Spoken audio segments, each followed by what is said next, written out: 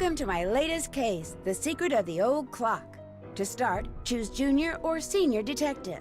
If you're new to adventure games or need some help, click on Tutorials. The year, 1930. The place, the road to Titusville, where we find Nancy Drew behind the wheel of her blue roadster, pondering this question. Why did Emily Crandall, a girl whom Nancy knows only through their mutual friend Helen Corning, ask Nancy to drive all the way out to the Lilac Inn to see her? Does it have something to do with the fact that Emily's mother died barely a month earlier, leaving Emily to run the restaurant with only her guardian to help her? And more important, why, when she called, did Emily sound so desperate? The spunky teenager turns off the main road, blissfully unaware that Emily isn't all that awaits her at the end of the driveway. No, Nancy Drew is about to get her first taste of the mystery, intrigue, and adventure that are to become her destiny.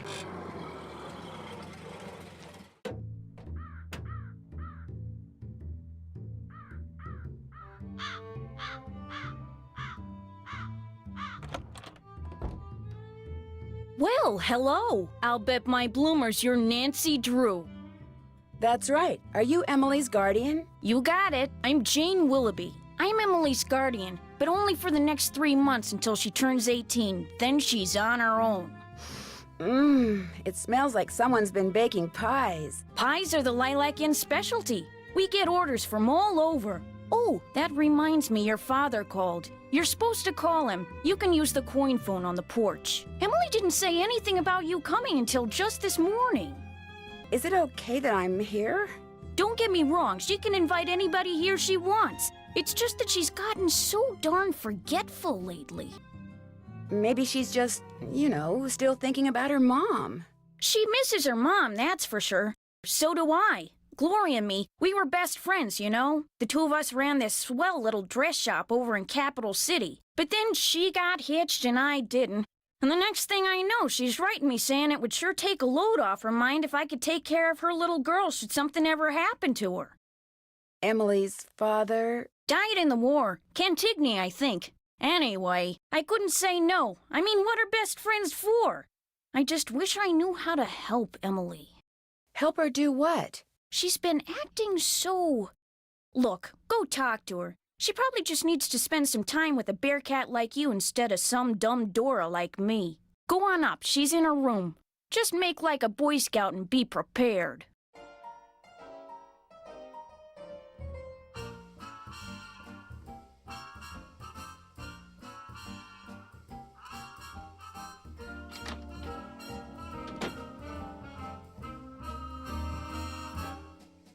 Nancy, hi. Welcome to the Lilac Inn. Oh, and before I forget, thank you for that nice note you sent me when Mom died. It meant a lot to me. Well, I lost my mom too, years ago. I kind of know how you feel. You and I may not be best friends or anything, but you're still one of the nicest people I know. Well, thank you. That's why I'm hoping you'll do me a favor, a big favor. You and your dad? My dad? Helen says he's a lawyer. Shh! What's wrong?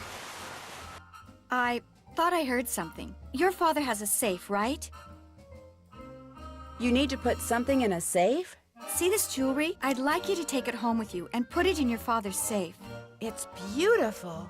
It was my mother's. The few times I saw her wear it, she looked just like a movie star. I was hiding it here in my room, but all things considered, I'd feel a lot better if you would just take it home and have your father lock it up in his safe. What do you mean, all things considered? Strange things have been going on around here. That's all I can say. I know it sounds loony, and Jane probably told you that I've been acting loony, but please do this for me. What was that? Emily, come downstairs, quick! The kitchen's on fire! Come on, we better get out of here.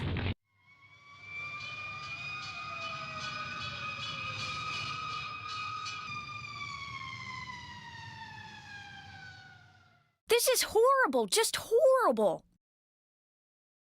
The fire chief says the stove was completely destroyed and there's smoke damage everywhere. The inn will have to shut down for months, maybe even for good.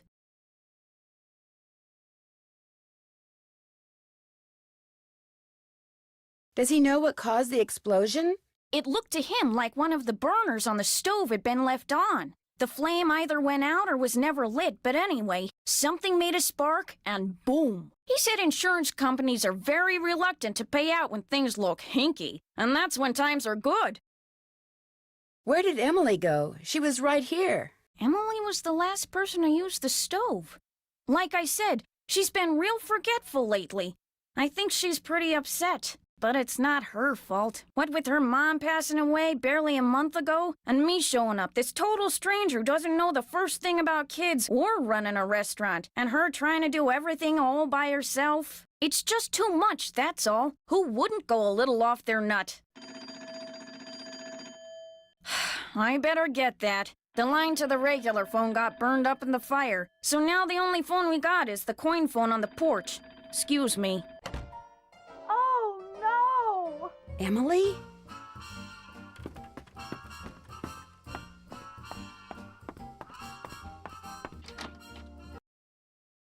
My mother's jewelry! It's gone! Someone must have stolen it while we were all downstairs. I knew something like this was going to happen. I just knew it. You mean this sort of thing has happened before? Yes. No. I'd rather not say, but I will say this. I did not leave the stove on. That fire was not my fault. Oh, what am I going to do? Without that jewelry, I don't have a prayer of paying for a new stove, and without a stove, I'll have to sell the inn, and if I lose the inn... I wish Mom were still here. I wish Josiah Crowley had left us the money like he always said he was going to. That's what I wish. Who's Josiah Crowley? He was this old man that lived next door. He died last year. He spent most of his time here at the inn, and he led my mom and me to believe that he'd left a lot of money for us in his will. He gave us a clock, and afterwards, he'd always point to it and get this little twinkle in his eye and say, "Time will tell." But when they finally found his will, he didn't leave us a penny. Was there a problem finding his will? It didn't turn up for months. Then finally someone found it in a drawer in Josiah's house. Josiah was kind of a screwball. One time he showed up at my birthday party dressed as my great-aunt Harriet. I didn't know it was really him until 2 days later. Anyway, he had all these weird hobbies, and he always thought it would be really keen to read minds. Josiah invited Richard Topham to move in so Topham could help him develop his paranormal powers right there in his house. Josiah was a sweet old man, and I do miss him. And he was free to give his money to whomever he wanted. But to get our hopes up like that, and then leave us nothing, it just wasn't like him. How many people knew you kept your mother's jewelry in here? No one. Well, Jane, my guardian, she knew, but I didn't tell anyone else. Where is Richard Topham now? He still lives in Josiah's house, which is right down the path out back. His house and the inn were built at the same time by two brothers during the Civil War. Was your mother's jewelry insured? Gosh, I forgot about that. I don't know. Jim Archer, I bet he'd know. He's our banker. I guess I should go talk to him. You don't sound very happy about it.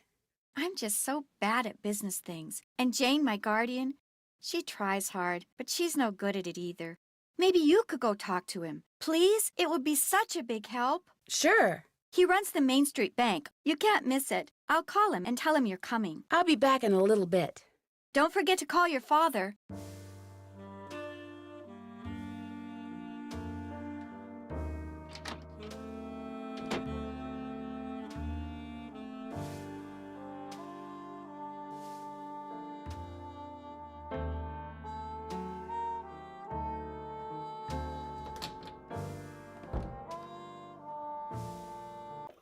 Drop a nickel into the slot, please. There we go. Now, how may I be of service? I'd like to talk to Carson Drew. His number is KL57187. Hang on a minute. Carson Drew speaking. Hi, Dad. Well, I see you got to Titusville okay. I got your message. Is something wrong? No, everything's fine. I need to get some documents from a colleague over there. I thought since you were in the area, you could pick them up, save him paying postage. Sure. What's the address? He said he'd just leave them for you at the telegraph office. Just drive into town and look for Tubby Telegrams. He said you can't miss it. Will do. These papers are extremely important, Nancy. I will pick them up, Dad. Good. Remember, watch your gas gauge and get gas when you're low so you don't run out. And try to avoid potholes. The more you hit, the likely it is you'll wind up with a flat. Yes, Dad. And if you do get a flat, take it off and put on your spare, and then head straight to a gas station and get it fixed. Yes, Dad. All right, lecture over. Have you found out why Miss Crandall asked you to visit? She wanted me to have you lock her mother's jewelry up in your safe. Only someone stole it before I could take it with me. Stole it? Good gosh. Emily led me to believe a lot of strange things have been happening at the inn lately. Sounds to me like you'd be well advised to cut your visit there short. No, I want to find out what's going on. I have to find out what's going on. You have to? Well, yeah, you know. Emily just lost her mom, and she's worried about losing the inn, and her guardian's all wet when it comes to helping out, and... And the truth is, you are so curious that you feel like you'll absolutely burst if you don't find out why all these weird things have been happening, right? Yes. Don't worry, I know the feeling. You're a chip off the old block, I'm afraid. Well, as long as you're like me in one other way, you should be fine. What way is that? Smart? Careful. If somebody says they're going to leave you something in their will and then doesn't, is there anything you can do about it? Not a thing. Whatever's in writing is the only thing that counts, unless, of course, the will was tampered with or forged, and you can prove it. If not, you're out of luck. Why do you ask? Emily's neighbor, Josiah Crowley, told her and her mom that they were going to inherit part of his estate. But when he died, his will left everything to this ESP expert named Richard Topham. That's too bad, but this Crowley fellow was free to leave whatever he wanted to whomever he wanted, I'm afraid. People do change their minds, you know. I met Emily's guardian, Jane. What does a guardian do, anyway? A guardian is pretty much a surrogate parent. Jane is legally responsible for Emily's physical and financial well-being. Jane doesn't strike me as being the parental type. In fact, I get the impression she's in way over her head. Fortunately for her, it's not forever. Most guardianships end when the ward turns 18, and then both Jane and Emily will be free to do whatever they please. If Emily sells the inn, will Jane get part of the profits? If she's Emily's guardian at the time of the sale, yes. Are you suggesting that Jane's primary motivation is greed? Good grief, where did you get such a suspicious mind? I think it was from the person who has always told me that the best way to solve a problem is to look at all the possibilities. Dad.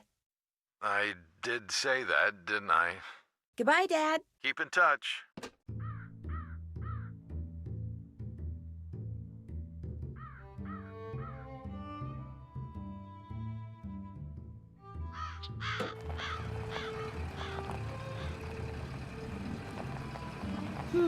That car I saw before is gone.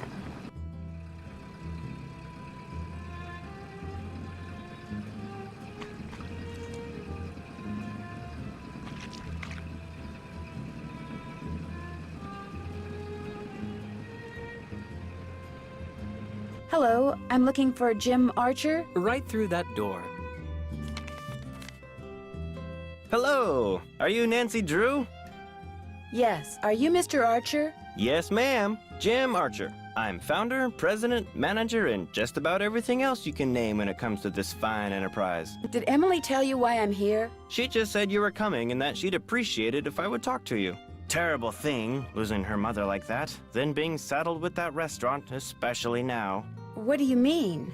Ever since the stock market crashed, one business after another has closed, including banks. President Hoover keeps saying that a recovery is just around the corner, but you have to wonder. Is your bank doing okay? I'm happy to report that we're doing just fine, thank you. Excuse me. Main Street Bank, Jim Archer speaking. No, I don't. I'm sorry, but... Yes, I know, but... All right, then just bring it by.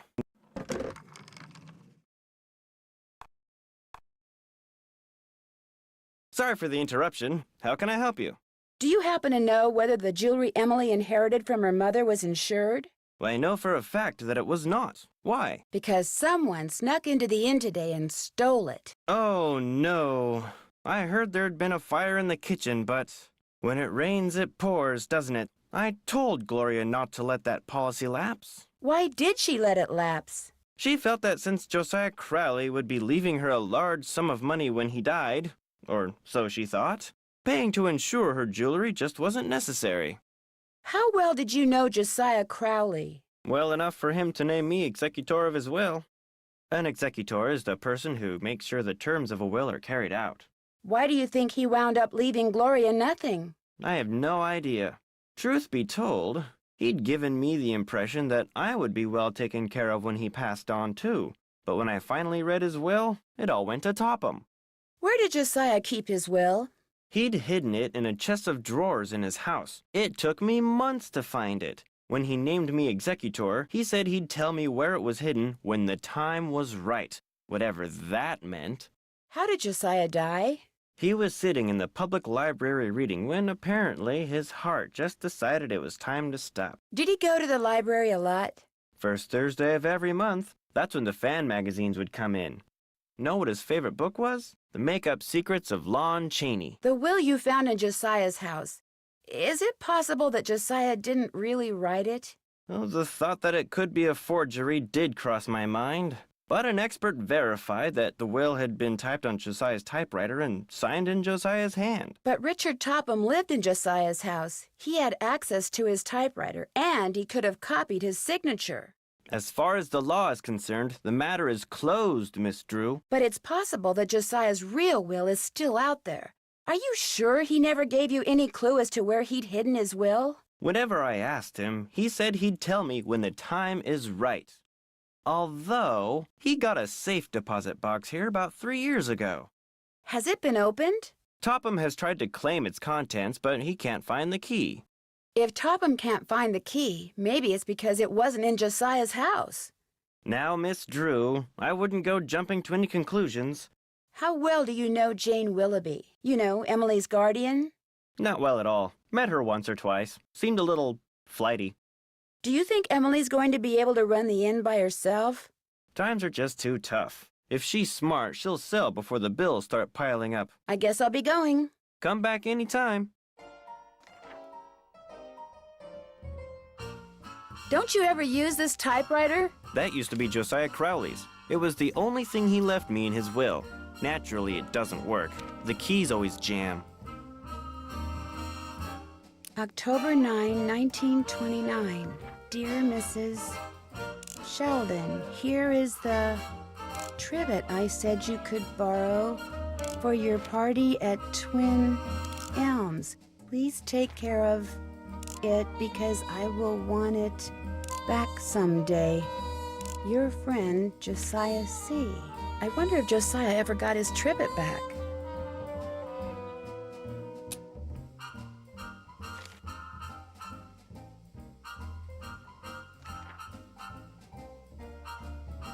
Who's Clara? Clara Pickford is this lonely old woman who comes in here every once in a while. Took a shine to me for some reason. Insisted on giving me that picture. Where did you get this clock? Josiah Crowley gave it to me. It stopped keeping time the minute he walked out the door. Looks like the key is missing. Yes, I lost it some time ago.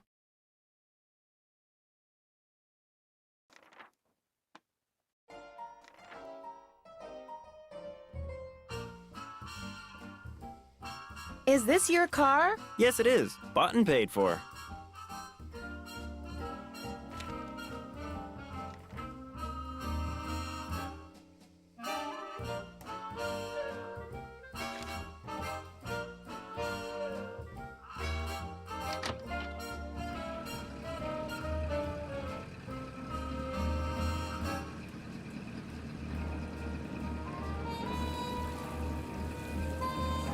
Something I can do for you? Well, my name's Nancy Drew, and my father said Say no that... more. You're here to pick up some papers. They're in that envelope. Thank you. You're welcome. Say, is that your roadster out there? Yes, it is. Did I park somewhere I shouldn't have? No, it's just that my regular driver never showed up today, so I've got no way to deliver all these telegrams. How would you like to earn some extra cash? You mean you want me to deliver them for you? You've got a car, you're trustworthy, or at least your father thinks you are, so what do you say? I'll pay you 25 cents each time you complete a delivery. And you might even get some tips. Okay, sure. Great, you're hired. Here, deliver this to Seymour out at Blenheim Nursery. Come back when you're done and I'll pay you and give you another telegram to deliver. Great. See you in a little while.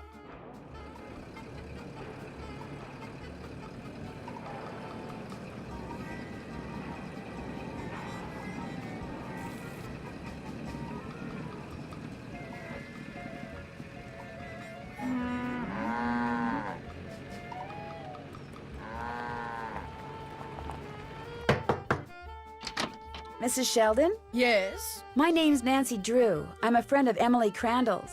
Get on with it, dear. I was wondering, would it be possible for me to see the trivet you borrowed from Josiah Crowley? You may not only see it, you may have it. Once I find it, that is. Unfortunately, I've an errand to run, so I can't look for it right now. Maybe I could run the errand for you. I have a car. So I see. A rather expensive car at that. Very well, Miss Drew. Go fetch my bridge cards from Miss Drakowski, and upon your return I shall present you with that trivet. Who's Miss Drakowski? The local telephone operator. You can find her at her house, or Titusville Telco, as she insists on calling it. The switchboard is in her parlor. As you can imagine, she never entertains. I, on the other hand, am expecting company within the hour, so do hurry.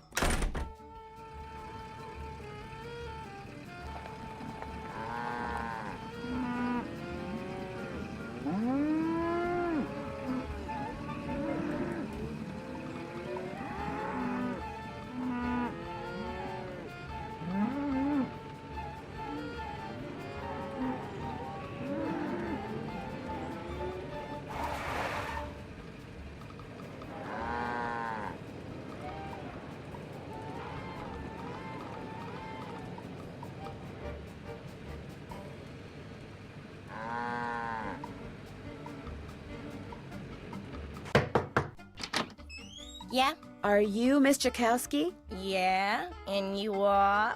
Nancy Drew.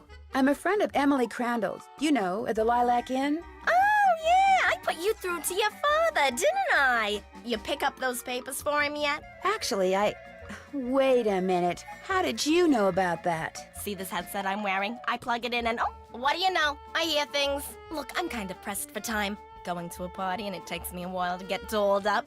What do you need? Mrs. Sheldon asked me to pick up her bridge cards from you. Tell you what, I'll get you those cards if you drive that fancy car of yours over to the orphanage and pick up some raffle tickets from Mrs. O'Shea. I should be able to unload a ton of them tonight. I'd be happy to. Good, I gotta go. Yeah, I'm coming.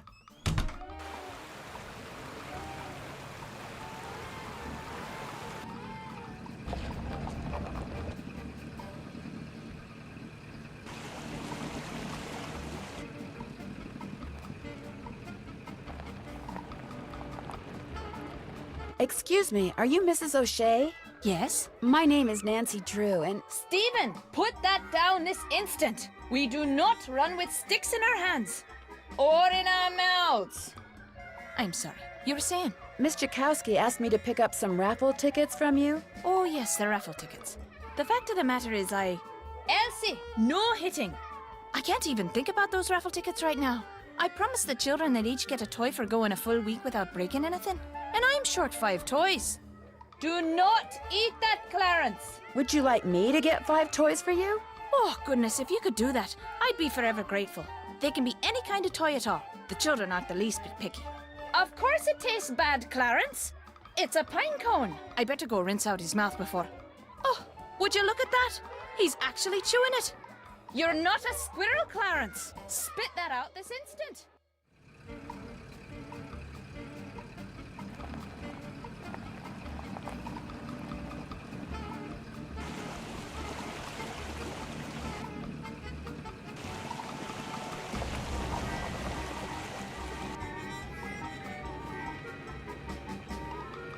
Hello, I've got a telegram for Seymour. Just leave it on the desk there. I'd, tip you, but as you can see, my hands are filthy. What are you doing? I'm trying to doll up some of my plants before this guy named Mr. Martin comes in. He's a big cheese at some oil company, and I'm hoping he... Ow! Did that plant just bite you? It did kind of feel that way. I think I'll be going now. Bye.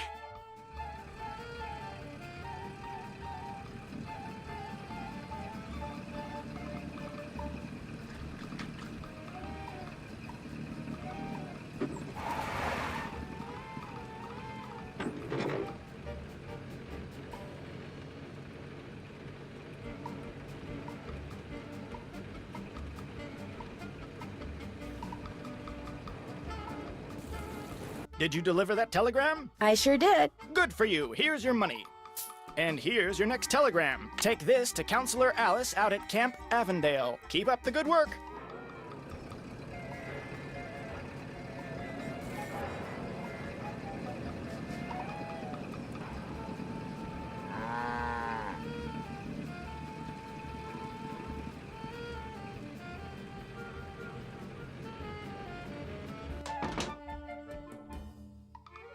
Maybe I could buy some toys for the orphans in here.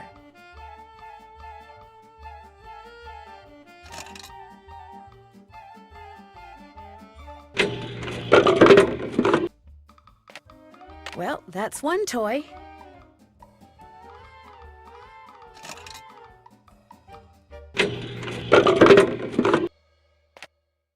Two toys down, 3 to go.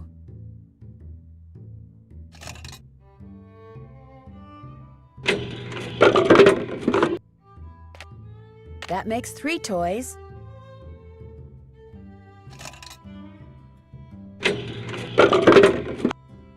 Four toys. I just need one more.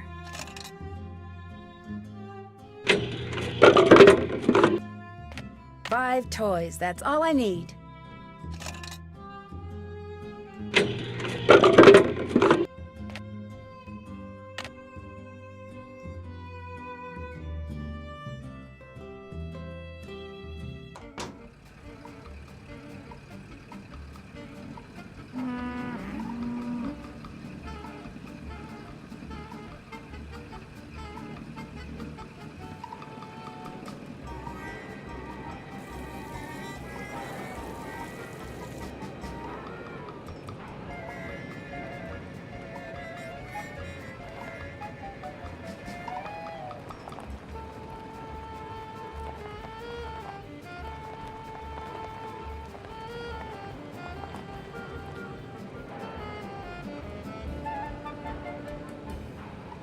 Welcome to Zippy's, where zipless service is zippily zapped and zippy service is the zippiest.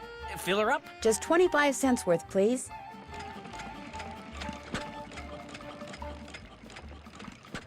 That'll be 25 cents. Here you go. Thank you, miss. Anything else? No, thank you. Drive zippily.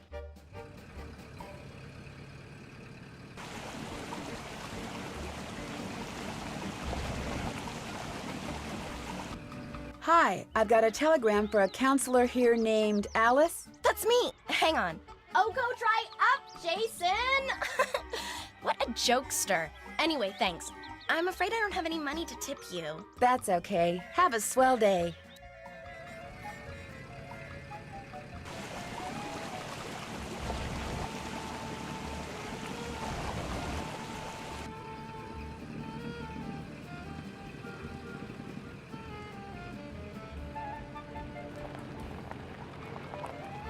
Hi, do you have 5 toys for me? I certainly do. Oh, that's wonderful. You're such a saint, you hear me? A saint. I'd better get these inside before the children see them. Thank you so much. Mrs. O'Shea, the raffle tickets? Oh, the raffle tickets? I don't have them, dear. You'll have to pick them up from Phelps' print shop. Then just take them straight to Mr. Kowski. We don't pull hair, Ralphie. Especially when we have jelly on our hands. Phelps print shop. Wonderful.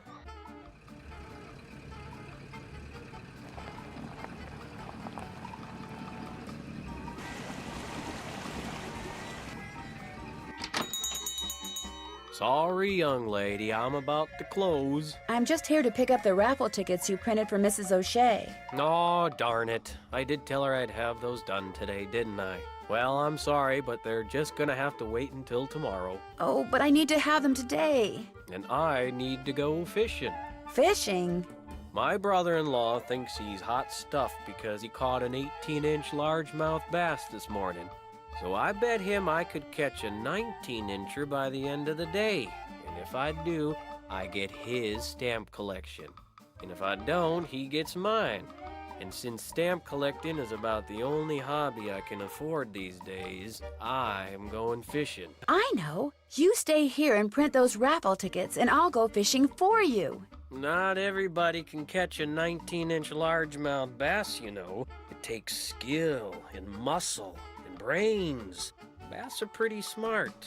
I can do it, Mr. Phelps. You better be right, because you're not getting those raffle tickets until I get my 19-incher. You can use my gear. I left everything out at the fishing hole. Great. I'll see you later.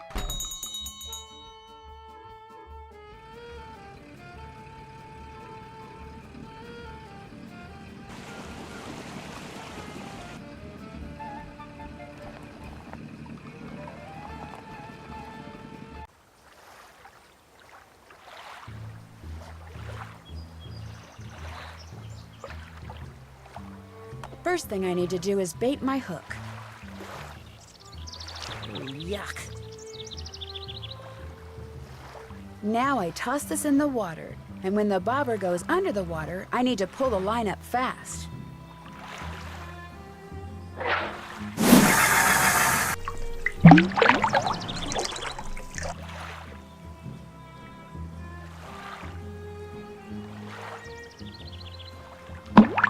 I got a fish! This doesn't look like a largemouth bass.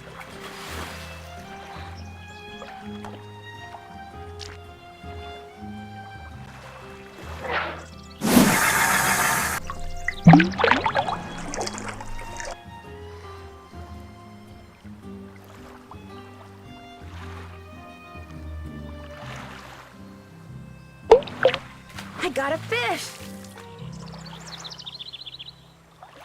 Looks like 19 inches to me. Oh, no offense, Mr. Fish, but you stink.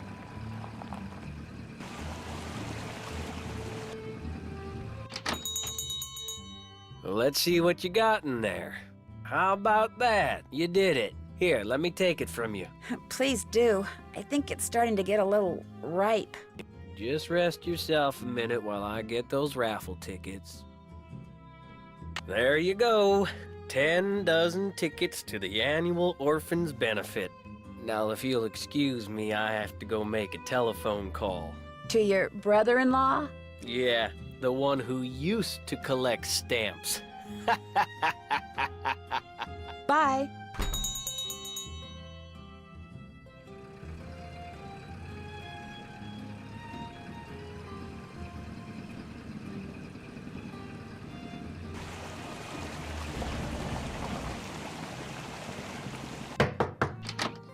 Hi, you got those raffle tickets for me? I sure do. Great. And here are Mrs. Sheldon's bridge cards. One of the gals spilled Moxie all over them, but I cleaned them up real good, so let's not tell Mrs. Sheldon, okay? Okay. Thanks for your help, Miss Jakowski. Thanks for your help. Bye now.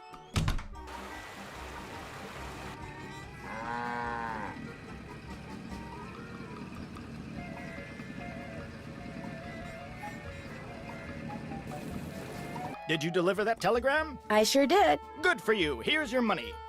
And here's your next telegram. Deliver this to Mr. Jones at Vash's Dairy. Keep up the good work.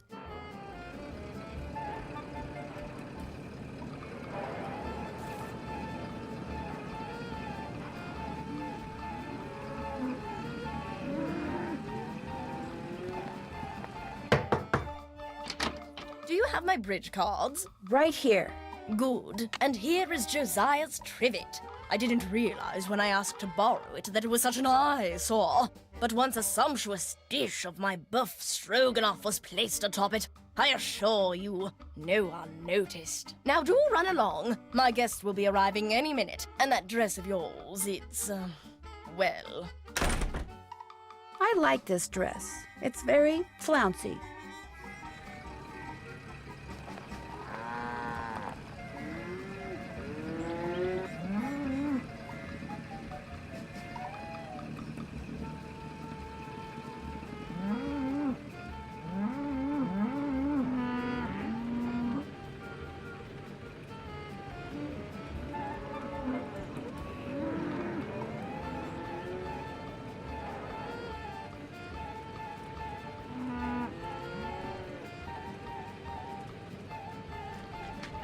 Hello, I need to deliver this telegram to Mr. Jones. That's me, thanks. You can tell me I'm all wet, but I don't have any money to tip you with.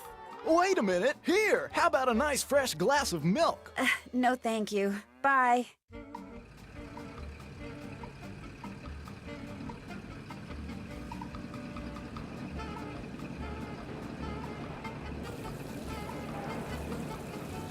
Did you deliver that telegram? I sure did. Good for you. Here's your money. And here's your next telegram. This one goes to Miss Ross at Sunnybrook Farm. Keep up the good work.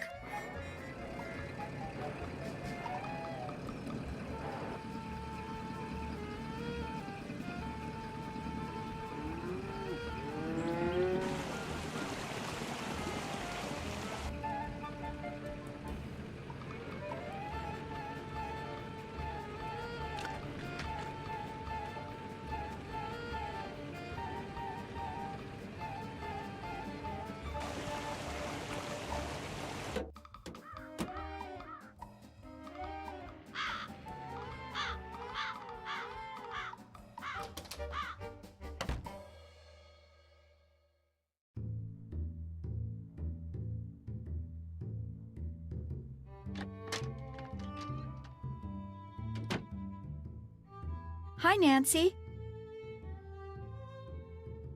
Do you have any idea where Josiah may have hidden a safe deposit box key? He could have hidden it anywhere. He always said his favorite hiding place was right under people's noses. Did Josiah ever say anything about hiding his will somewhere? No, but he was always hiding stuff. I know because he was always writing reminders to himself about how to find it. But whenever the subject of his will came up, he'd just say he was happy knowing we were going to be happy when he passed on. Time will tell. That's all he'd say. I'll be back in a little bit. Thanks again, Nancy.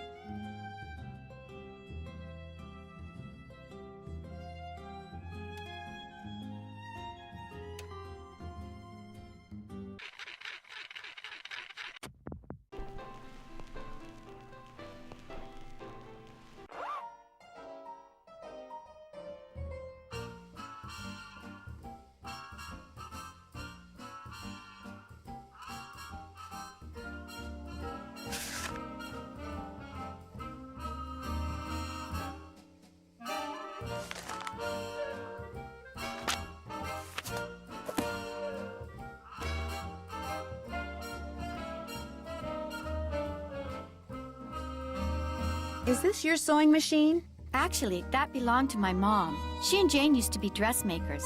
Mom was going to teach me how to use it, but she never got the chance.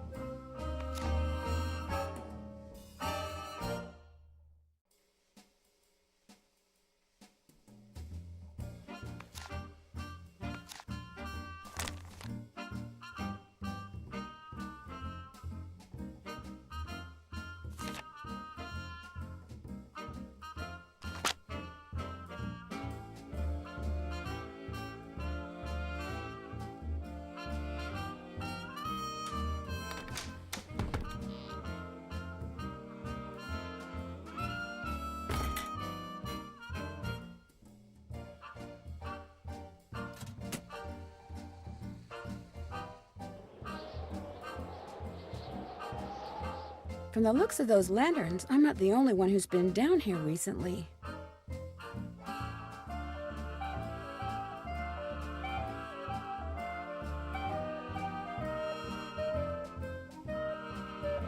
An old piggy bank. Swell, $1. This piggy bank looks like it's been here for a long time.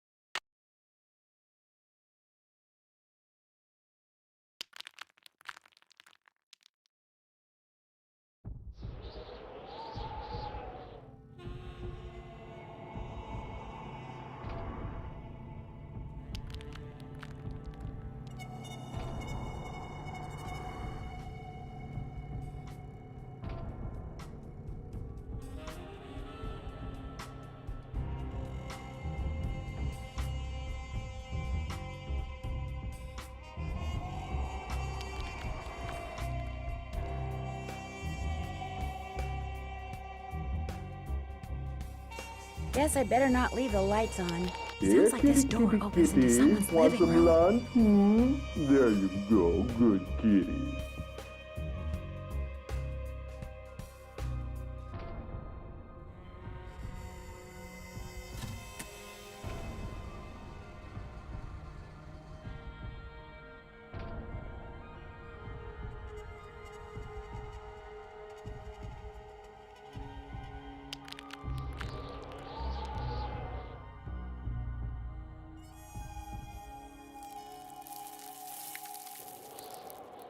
feel like someone's watching me.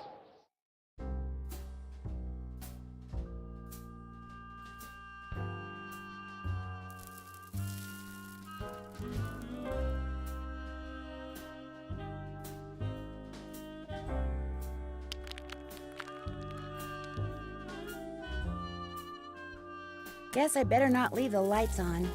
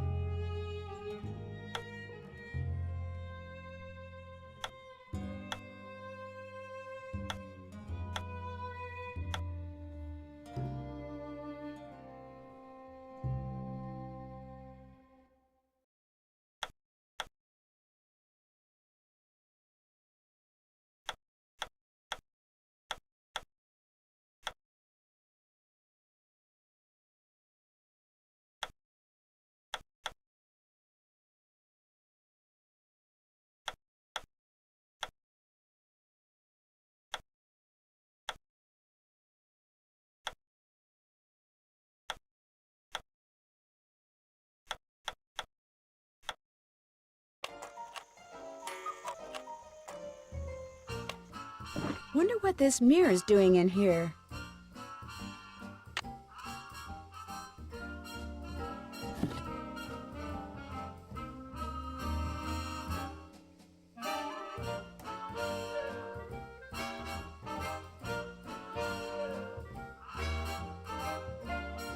So, is Emily all right? Someone stole her mother's jewelry. What? Did you happen to see anyone go upstairs during all the commotion that the fire caused? No. You mean someone stole it while everybody was rushing around trying to put out the fire? Hypers! If you can't trust a fireman, who can you trust? Are you sure no one besides you and Emily was in the kitchen this morning? Positive. Well, I suppose someone could have snuck in the back door. Are you saying someone caused that fire on purpose? To distract us? It's possible, don't you think? But I'm the only one who knew she had that jewelry. Well, it's not quite true. When Gloria was alive, she could have told people about it, or people may have seen her wearing it. And when she died, they knew the jewelry had to be around here somewhere, right? Does anyone in particular come to mind? Sorry. It's been hard enough getting to know Emily, let alone anyone else in this backwater burg. Well, guess better go call the sheriff. Where did that barred bounce game that's in the parlor come from? Do you know? Emily says Josiah Crowley brought it in one day and just left it. Said it was so guests, as in him, would have something to do while they waited for a table. Well, I'll talk to you later.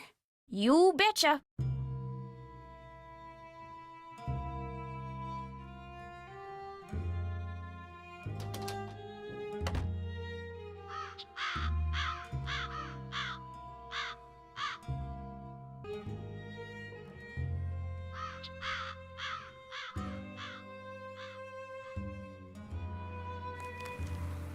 Got it. Looks like someone recently had a key appraised.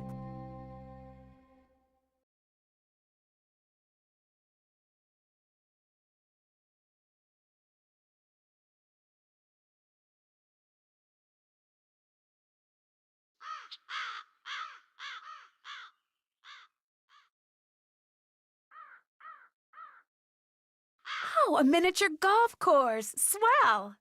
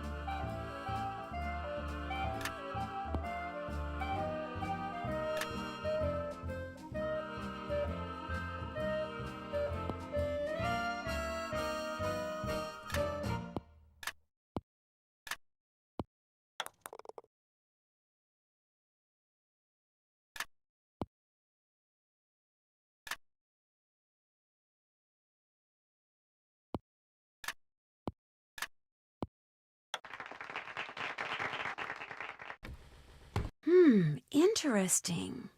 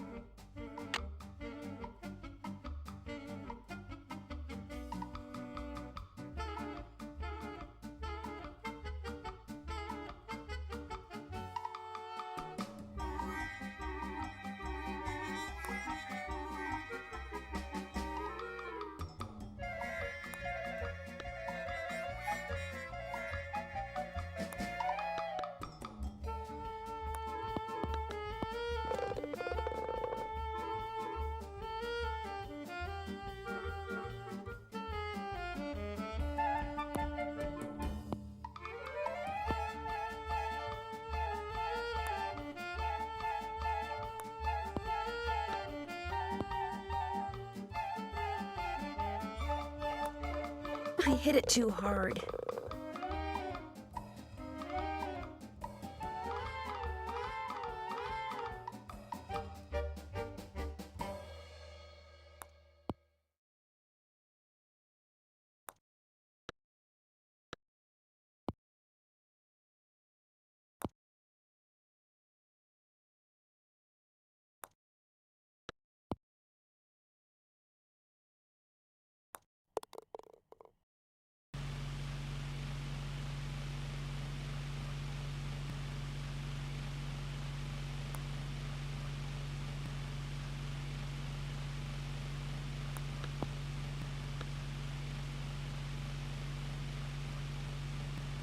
I hit it too hard.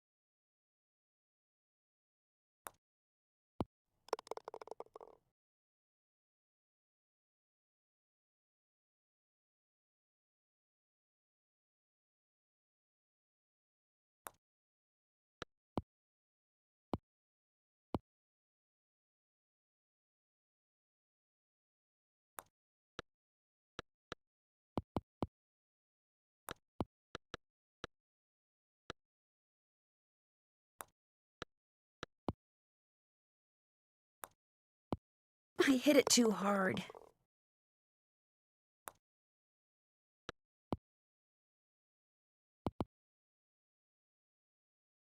Oh, horse feathers. Looks like I'm supposed to put my scorecard in here when I'm done.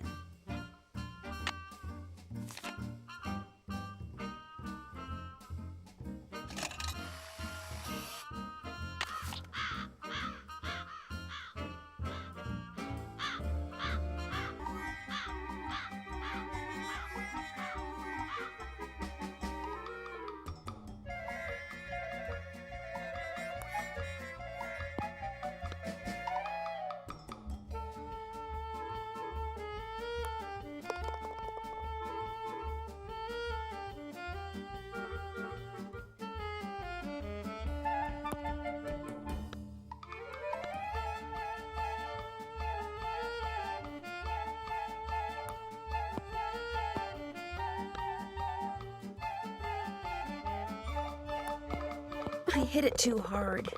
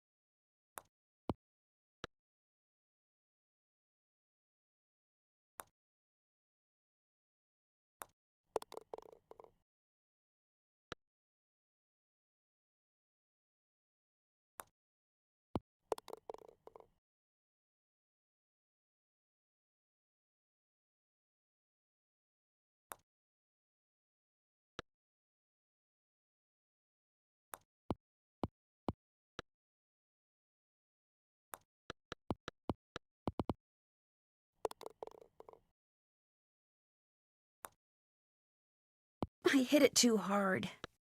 Oh, horse feathers.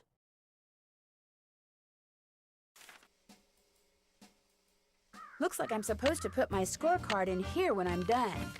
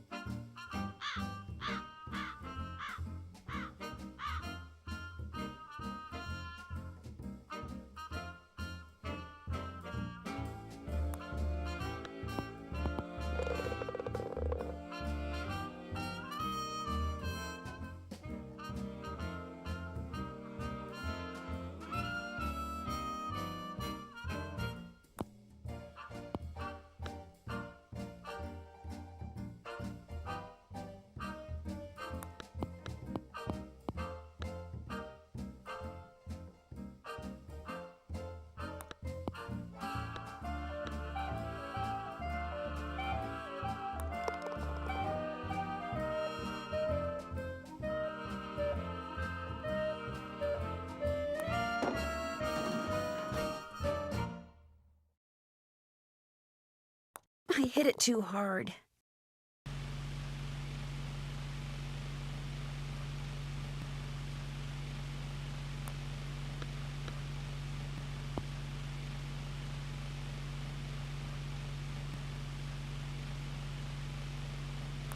I hit it too hard.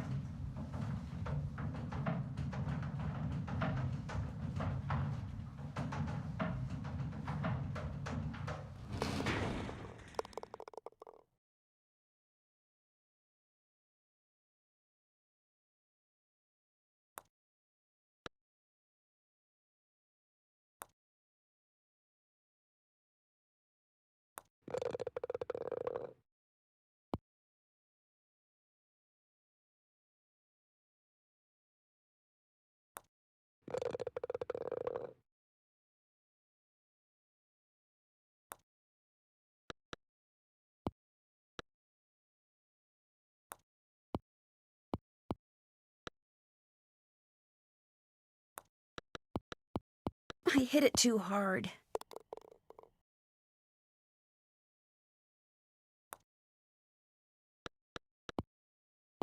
Hooray!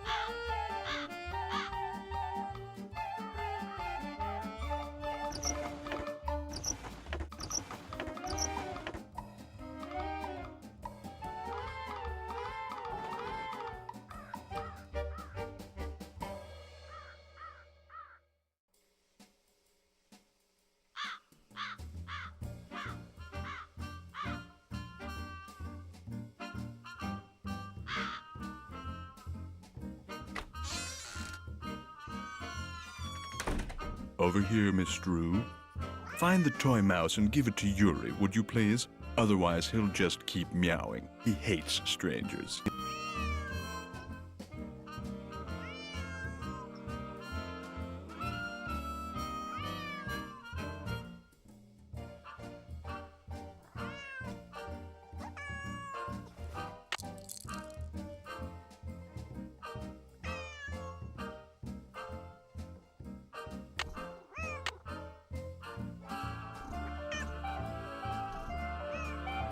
How nice of you to drop by. And thank you for walking instead of parking in the driveway. I'm expecting a pupil. I'd hate for her to have to park on the road.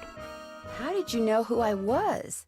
If one is to teach others how to develop and use their paranormal gifts, it's only logical that one must possess such gifts oneself. Does that mean you can read minds or tell the future, or what exactly? The paranormal includes telepathy or communicating by sending and receiving thoughts, extrasensory perception or perceiving that which cannot physically be seen or heard, and psychokinesis, using one's psychic energy to reshape or move objects. Jeepers, you can do all that? Yes. Well, on occasion. As I tell my students, increasing one's rate of success is simply a matter of practice. Does everyone have paranormal powers? To some degree, yes.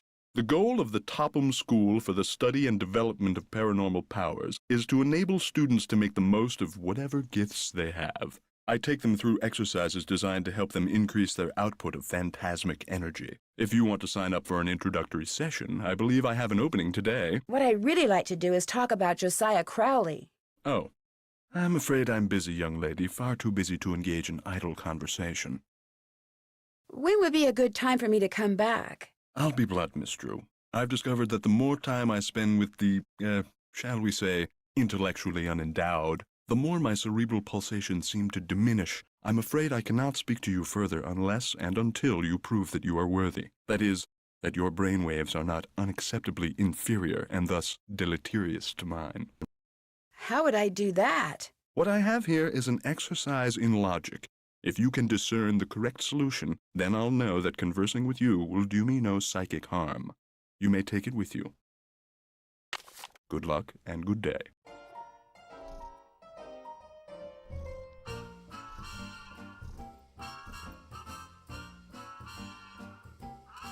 Would it be okay if I looked around? Go right ahead. The place is more like a museum than a house. Was this Josiah's clock? Everything in here was Josiah's.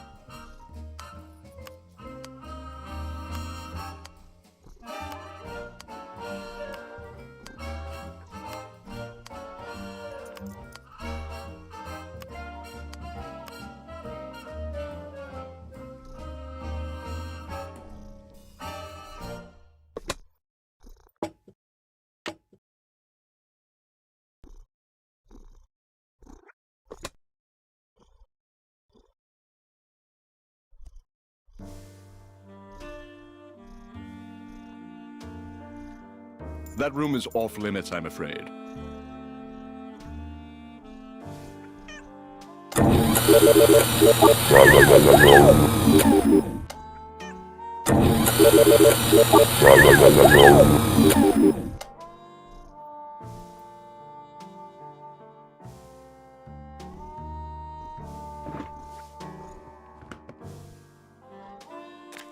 What are you when you win barred bounce?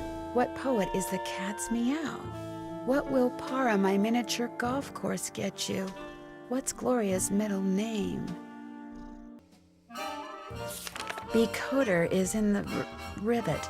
2 to the right.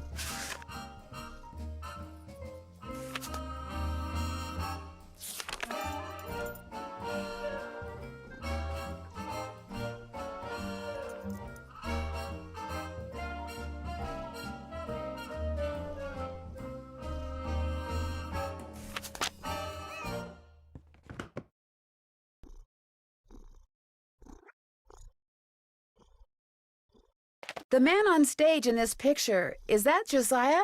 Yes, that's from a production of A Midsummer Night's Dream that he directed and starred in. It closed after 2 nights, but he didn't care. He loved that play.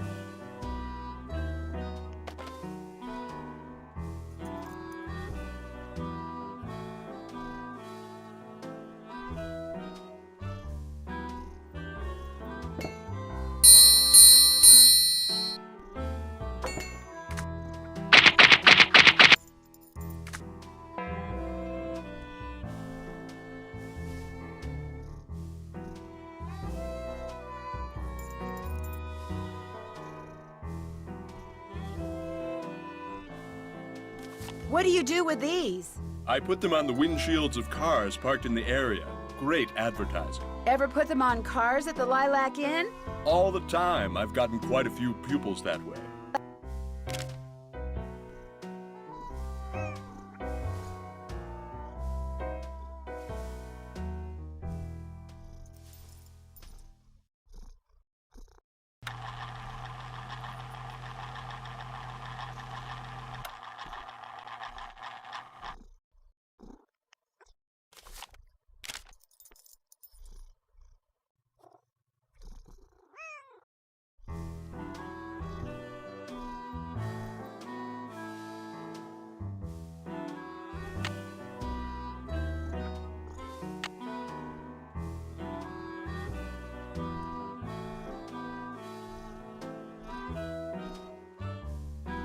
That looks right.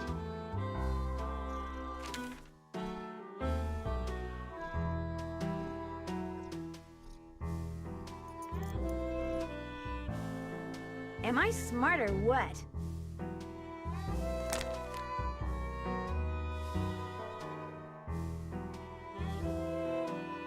I'm getting there.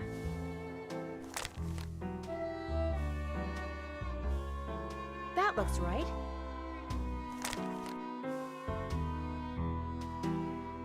Am I smart or what? Am I to assume that you have the correct solution to that logic problem? Right here. Let's have a look. Why, you appear to have indeed found the solution. Well, since you've proved yourself to be intellectually above average, which means talking to you should do me no harm, what would you like to talk about? When and how did you meet Josiah Crowley? Last summer, while on my way to the university for a conference, I stopped for a bite at the Lilac Inn. Since it was crowded and I was in a hurry, I agreed to share a table with an elderly gentleman who, like me, was by himself. As soon as I told Mr. Crowley who I was and what I did, well, he insisted that I give him a training session that very afternoon, and was so thrilled with his progress that he demanded I stay and teach him everything I knew. So it was his idea that you set up your school in his house? Oh, I know rumor has it that I somehow tricked him into it, that I insinuated my way into his home, but I assure you that was not the case. Were you surprised when you found out that Josiah had left you everything? Delighted? Yes. Surprised? Not really. Josiah was all alone, you see, surrounded by people like the Crandalls and that banker, Jim Archer. People who were nice to him only because they knew he had money. What's in the carriage house that's out back? Do you know? That was Josiah's workshop. I assume it contains even more detritus. What do you think happened to the key to Josiah's safe deposit box? Josiah no doubt lost it. He had a terrible memory, poor fellow. Are you still looking for the key? What's the point? No doubt it's filled with the same thing as this house. Junk. But if it's junk, why haven't I gotten rid of it, you may well ask. Well, I know it's silly to hang on to Josiah's things, but he was a wonderful man, you see, and I just don't have the heart to get rid of them. Too sentimental for my own good, I guess. Would you happen to know what Gloria Crandall's middle name was? I haven't the foggiest. It was nice talking to you. I'm sure it was.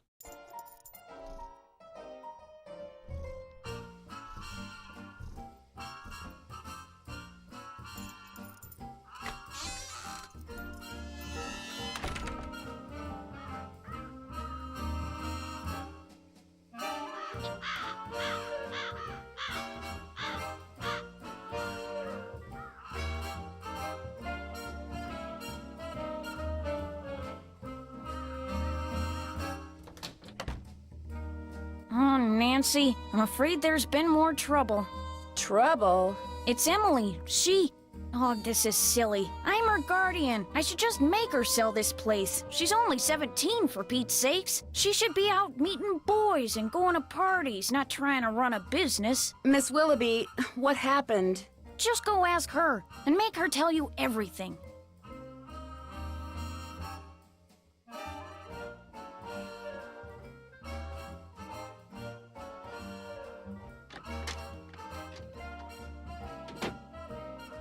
Jane told you, didn't she? What happened? That picture on the wall over there, I saw it move. I was just sitting here and it moved all by itself. I saw it move, I really did. Last week, a book fell off the shelf for no reason.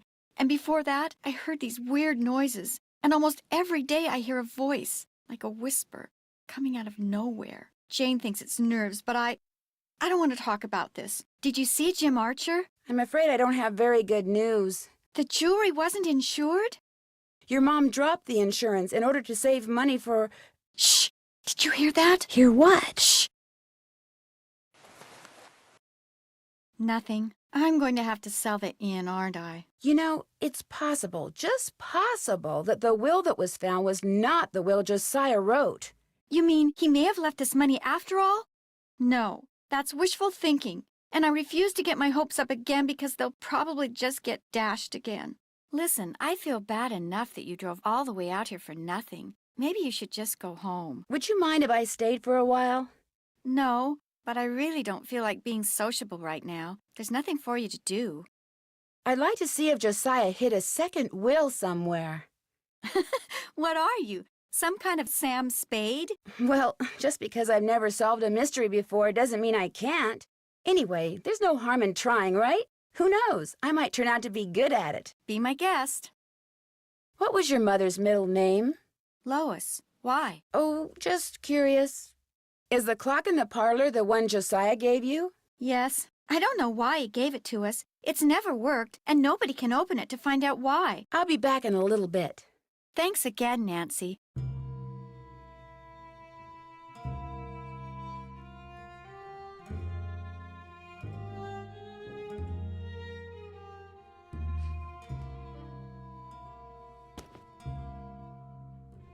What could have made this picture move?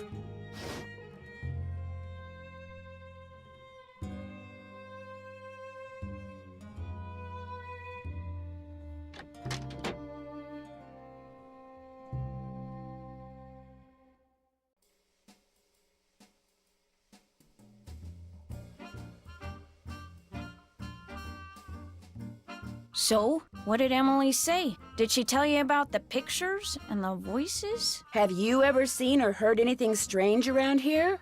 No. In fact, this place is so quiet and dull compared to Chicago that it's a wonder I haven't lost my mind. You know what? I'll bet it's me. I'll bet it finally hit Emily that I'm just not Gloria and I never will be, and that running this place is always gonna be all up to her. And it was just more than her poor mind could bear. What did the sheriff say when you called him about the stolen jewels? He said since nobody got robbed at gunpoint or anything, coming out here again just didn't seem necessary. Said it sounded to him like the jewelry had just been misplaced.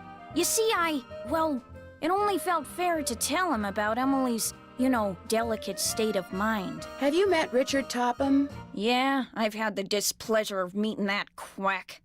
You don't think he can help people develop their psychic powers?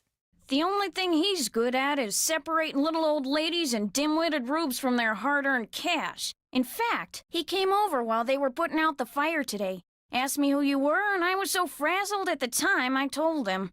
I don't usually give that crackpot the time of day. Does everybody around here feel that way about him? Not everybody. Like that circus fella said, there's a sucker born every minute. Me?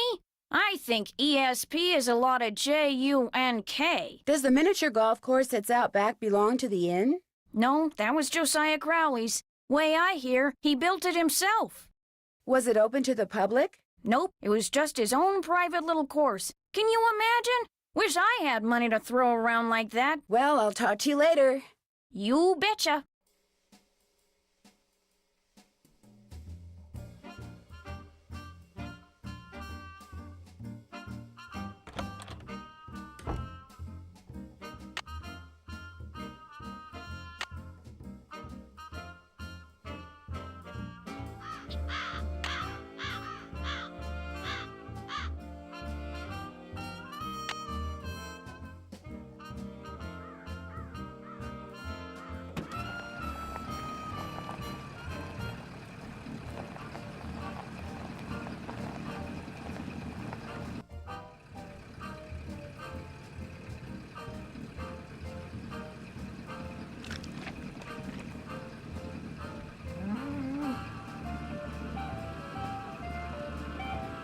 Hello, are you Mr. Waddell? So what if I am? I found this receipt, and I just wondered what you could tell me about it. Let me see that. One key, determine resale value, item 493.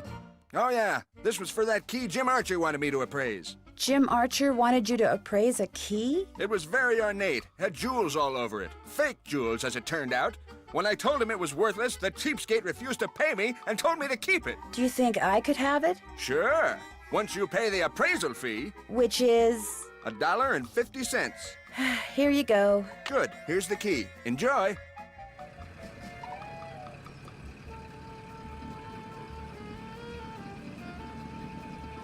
I've only got...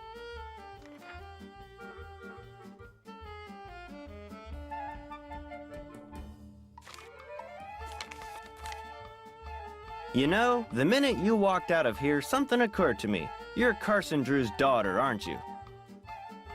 You know him? We went to law school together, only he actually went into law and I wound up here. So how's he doing? Business pretty good? Great, couldn't be better. That's nice. That's real nice. Well, you tell him you saw me, and you tell him I'm doing just fine too. So what can I do for you? Was that your car I saw parked near the Lilac Inn this morning? I haven't been there in months. You saw someone else's car. It's a very popular make and color, you know. Whosever car it wasn't there after the fire. Probably just someone sneaking onto that miniature golf course that Josiah built back there. Or bootleggers. I hear they frequent that area too. What's your opinion of Richard Topham? Interesting gentleman who's in an interesting line of work. Does he do business here? Yes, he does. Have you ever attended one of his training sessions? No, but that doesn't necessarily mean that I think he's a fraud. He makes a living doing whatever it is he does, so obviously someone thinks he's the real deal. The key that you had Mr. Waddell appraise, could that be the key to the clock that Josiah Crowley gave you? It might have been, I suppose. You know about that? I found the receipt on the path to Richard Topham's house. Really? I thought I'd thrown it out. You see, when he told me the key was worthless, I lost all interest in it. So, it would be all right if I kept the key for myself? I have no use for it. In fact, if you want that old clock, you can have it too. I guess I'll be going. Give my best to Emily.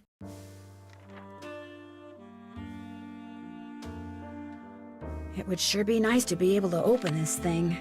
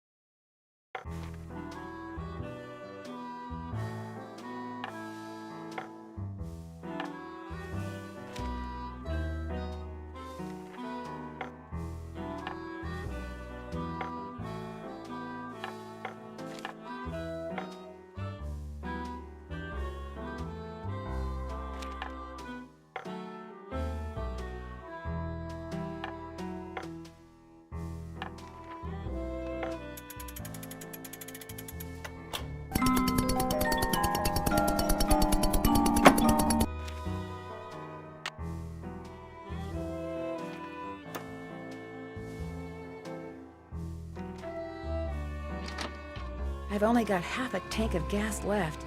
I should gas up before I forget.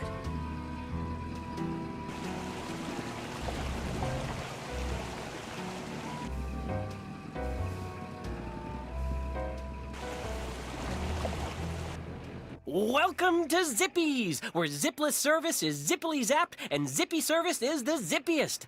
Fill her up? Just 50 cents worth, please.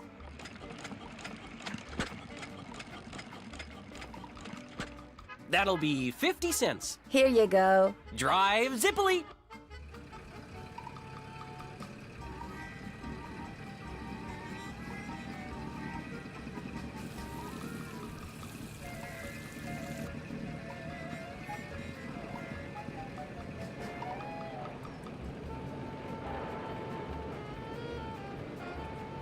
Hi, I have a telegram from Miss Ross. My name's Rebecca, and I'm only 10, but I'll deliver it to her for you, I promise. I won't let you down or double-cross you or anything like that. Well, okay. Thank you, Rebecca. No sweat. I mean, you're welcome.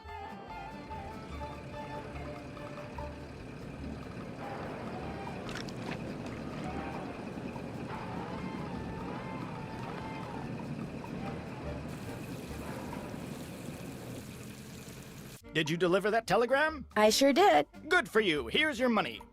And here's your next telegram. Deliver this to Dr. Bob out at the observatory. Keep up the good work.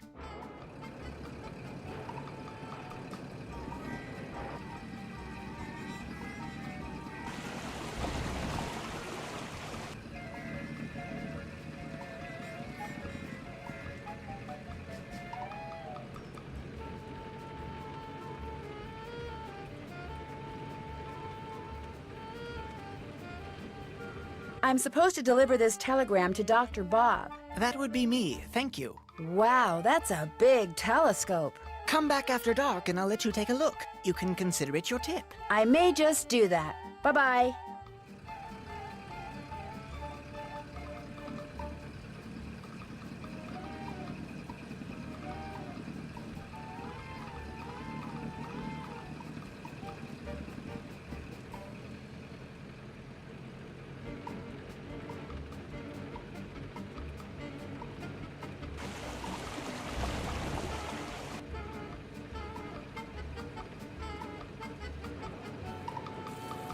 Did you deliver that telegram? I sure did. Good for you. Here's your money.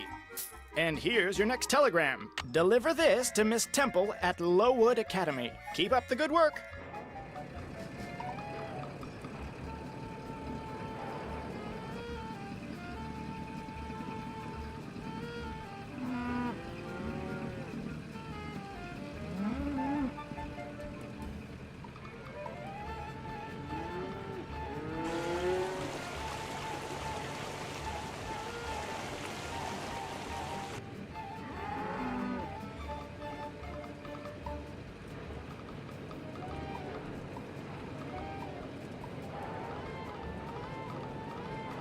Hello, I've got a telegram for Miss Temple.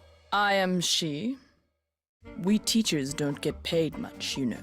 I understand. Did this by any chance used to be the Brewster Academy? Why, yes, it did. Thought so. Bye.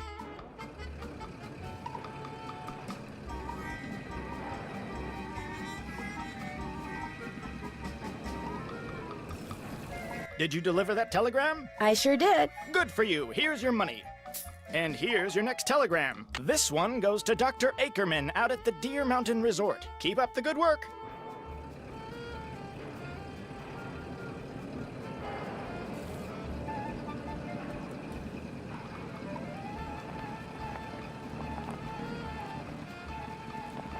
Hello, I'm delivering a telegram to Dr. Ackerman. I shall deliver it to the good doctor forthwith. He rarely tips, and I never do. That's okay. Bye.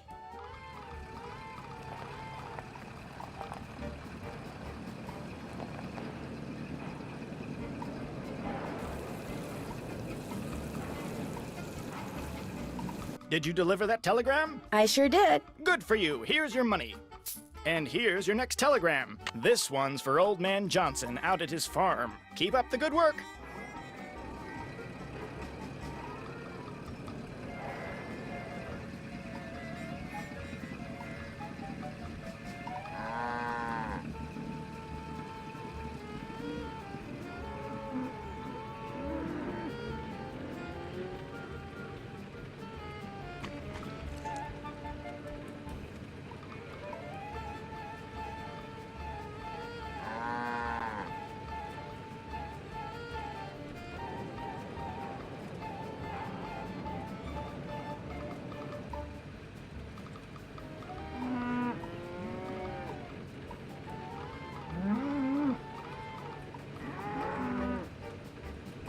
Are you Mr. Johnson? Maybe. Who are you? Well, my name's Nancy Drew, and if you are Mr. Johnson, I've got a telegram for you. Well, thank you. Hey, you want a tip? Sure. Buy low, sell high. Thanks, I'll remember that.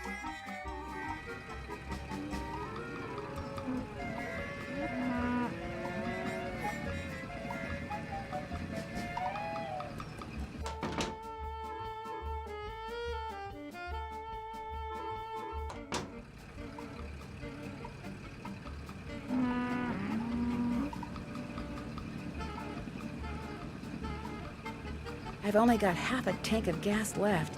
I should gas up before I forget. Did you deliver that telegram? I sure did. Good for you. Here's your money. And here's your next telegram. Go to the railroad station and deliver this to Willie Joe. Keep up the good work.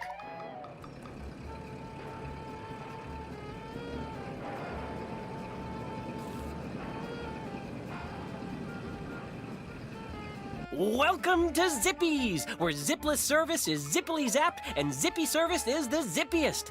Fill her up? Just 50 cents worth, please.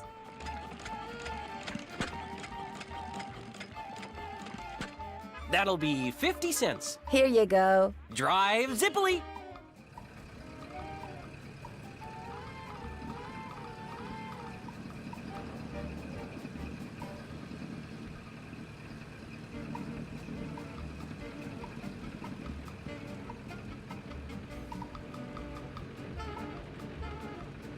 Hi, I'm supposed to deliver this telegram to Willie Joe. Is that you? No, I'm Willie Joe's Uncle John.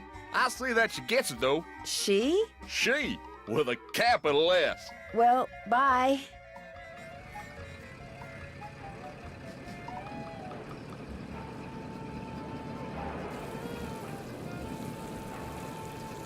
Did you deliver that telegram? I sure did. Good for you. Here's your money.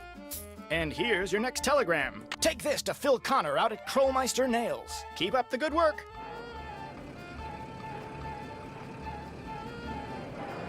I have a telegram for Phil Connor. I'm Phil. Thank you. I got a tip for you. Here. Ow, that's a nail. That's what we make here. Nails. Beauty, ain't she? Thanks, but no thanks, Mr. Connor. Bye. Did you deliver that telegram? I sure did. Good for you. Here's your money. And here's your next telegram. This one here is for Helen C. White. She's at the library. Keep up the good work.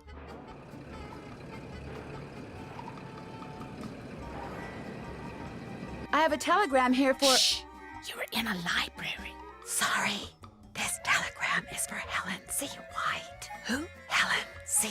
White. Bill and Steve Wright? Helen C. White. Shh! Here.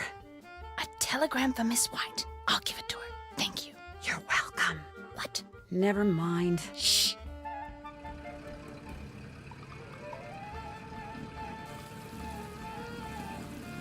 Did you deliver that telegram? I sure did. Good for you. Here's your money. And here's your next telegram. This one goes to Molly out at Vash's Dairy. Keep up the good work.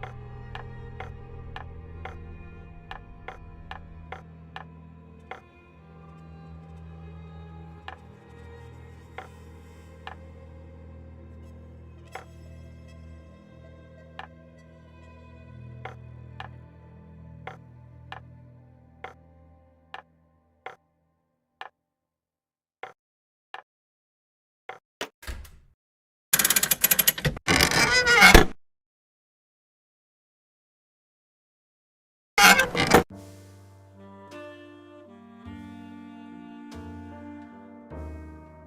wonder what goes here.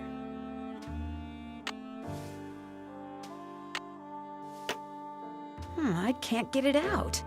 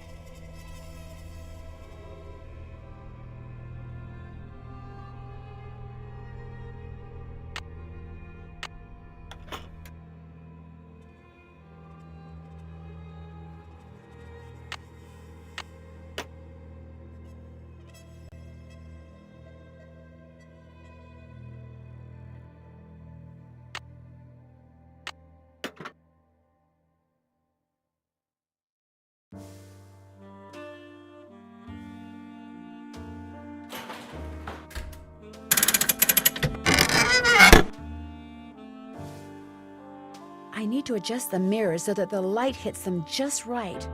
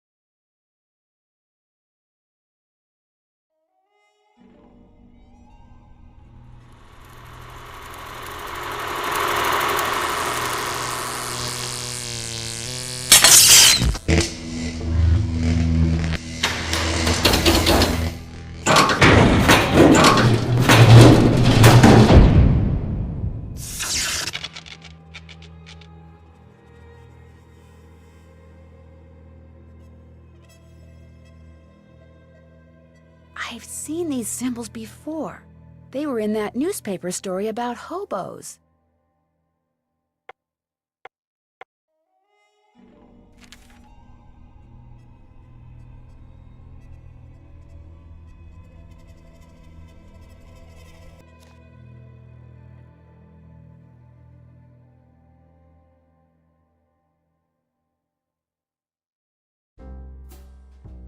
Looks like Josiah was a ham radio operator.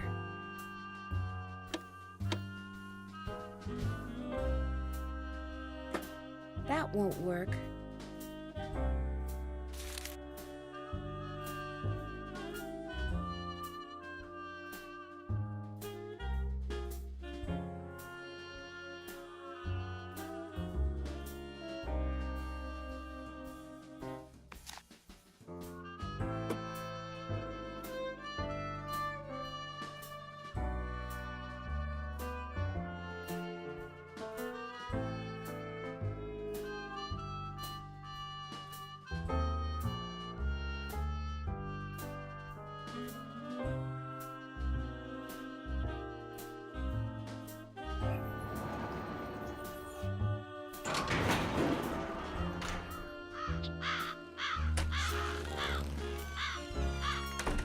Hello, Miss Drew. Hello, Mr. Topham. Now what? Do you by any chance know who Marcel is? Marcel was what Josiah called his favorite hat. His hat? The man named his hat? He loved that hat, so to him, naming it made perfect sense.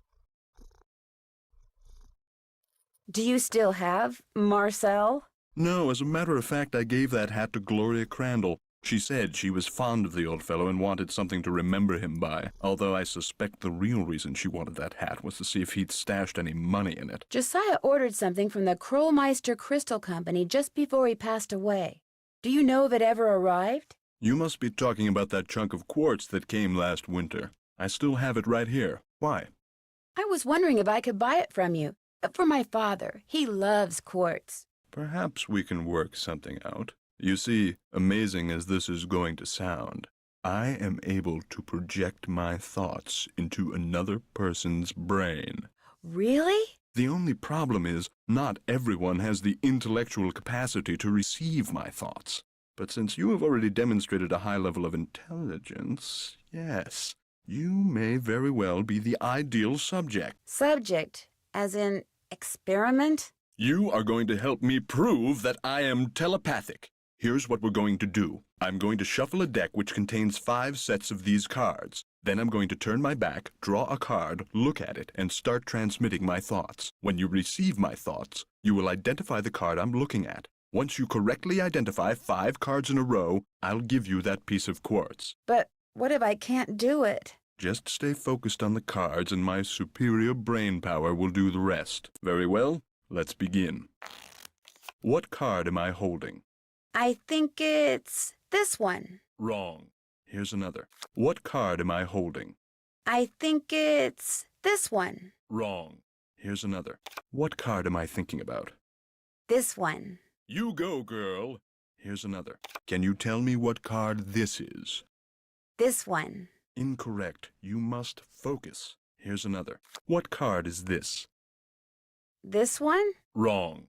Well, you failed to correctly identify 5 in a row. Shall we continue? You bet. Ready when you are. Very well. Let's begin. What card is this? This one. Very good. Here's another. Which card am I thinking of? I think it's this one. No, try again. Which card am I thinking of? This one? No, try again. What card am I thinking about? This one? Yes. Here's another. What card am I holding? This one. Wrong. Oh my gosh. Whenever he picks up a particular card, he always says the same thing. Well, you failed to correctly identify 5 in a row. Shall we continue? You bet. Ready when you are. Very well. Let's begin. What card is this?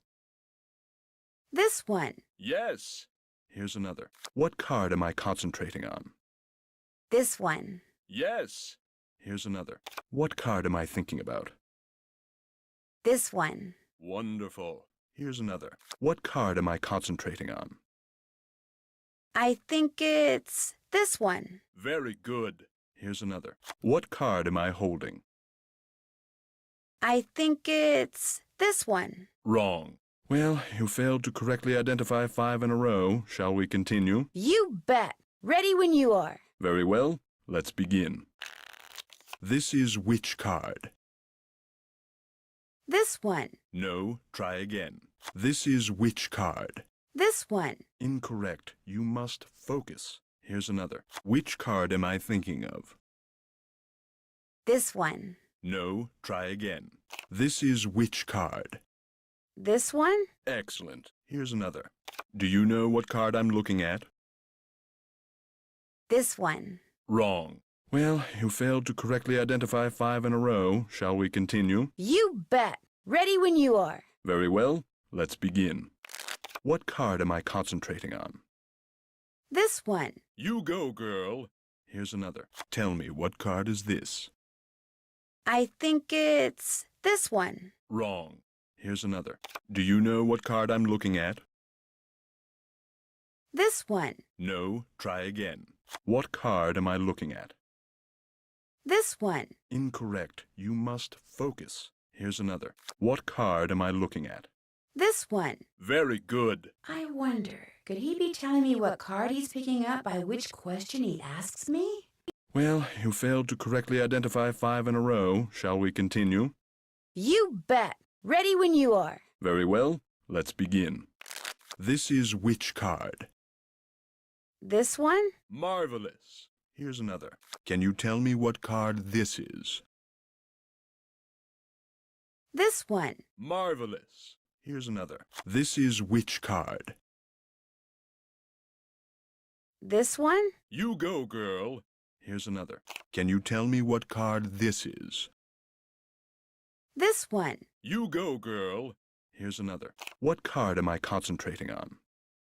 I think it's this one. Very good. You did it. Well, actually, I did it. But in any case, thank you for your assistance. Here's the piece of crystal that Josiah ordered. Take it. You've earned it. Well, actually, I earned it, but let's not quibble.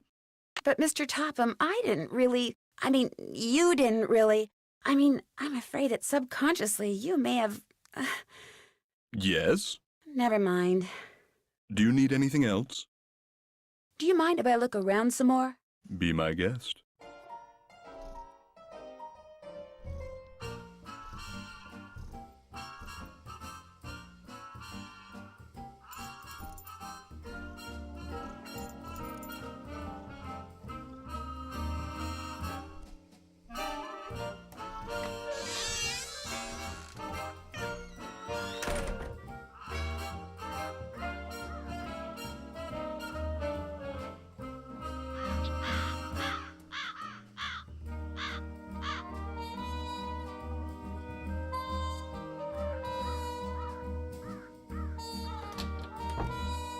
What's cooking? Well, I'll talk to you later.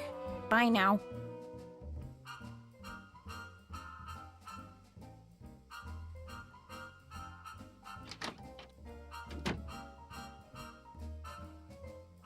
Hi, Nancy. Would you happen to know where your mother put Josiah's favorite hat? Look in the drawer right below me. That's where all Mom's mementos are. I'll be back in a little bit. Okay.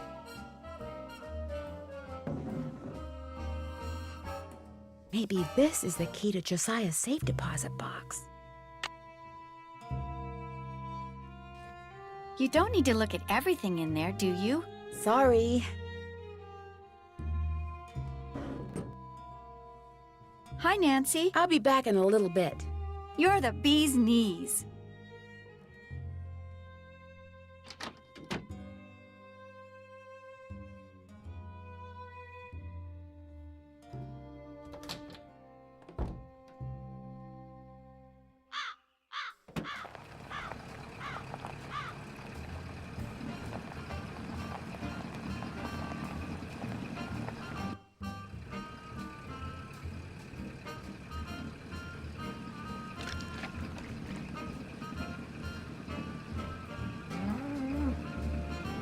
Hi, Mr. Jones. I've got a telegram here for Molly. She's in the milking shed. I'll give it to her. Say, I got some freshly churned butter here. That's okay. Bye.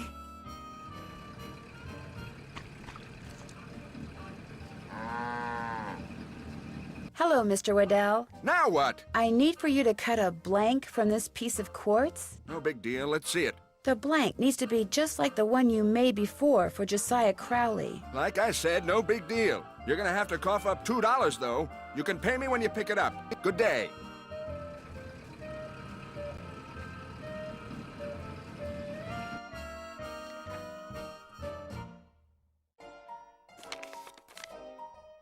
Hello again. I think I found the key to Josiah's safe deposit box.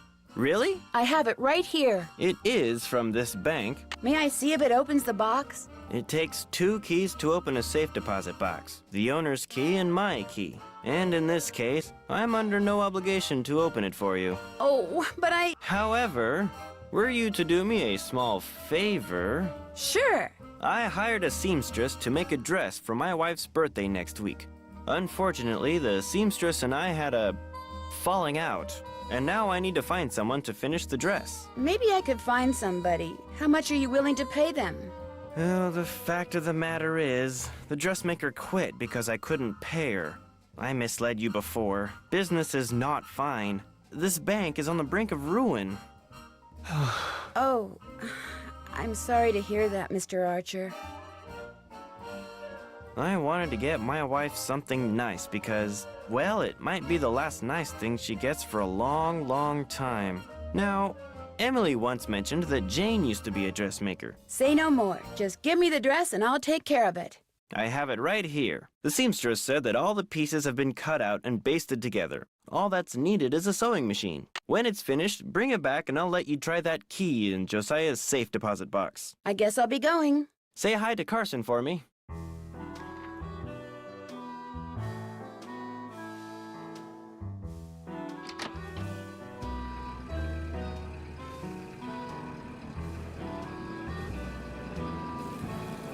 Did you deliver that telegram? I sure did. Good for you. Here's your money.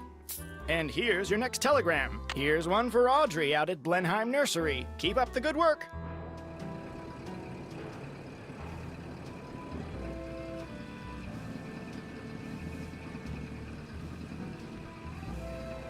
Hello, Mr. Waddell. Are you done making that blank? I need more time. Now quit bothering me so I can work.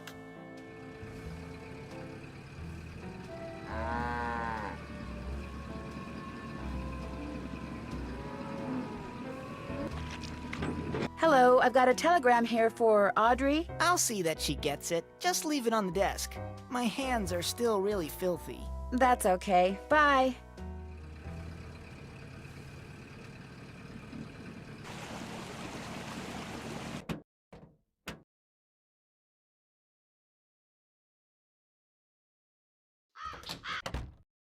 What's cooking? Since you used to be a dressmaker, do you think you could help me sew something?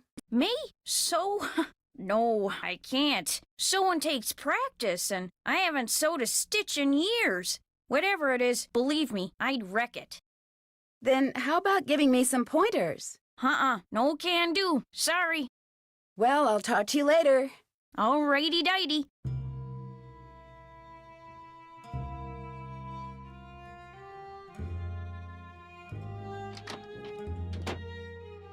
Hi, Nancy. I'll be back in a little bit. You're the best. Why does this picture keep moving? Would it be all right if I used your sewing machine? Go right ahead, but remember, you're on your own. There's no needle. It's probably in the box with the rest of Mom's sewing stuff. Ask Jane if she knows where it is.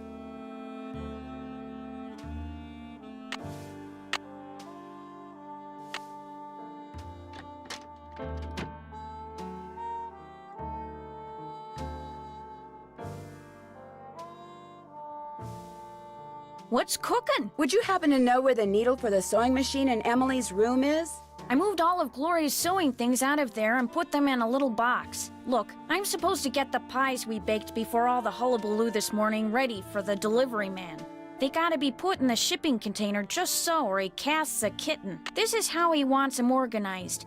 Now why don't you go out on the porch and get those pies ready to go while I look for that sewing box? Sounds good.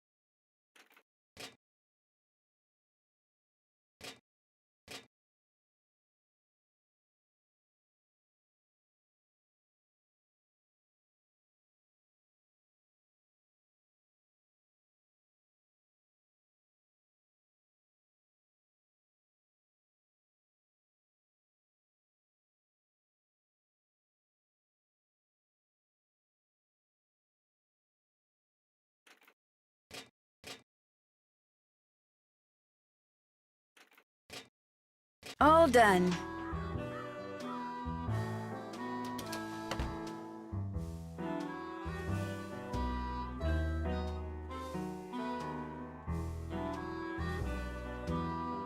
I'll bet those are the two brothers that built the inn and Josiah's house. I'll bet this was taken in that passageway I found. There's something written on the back.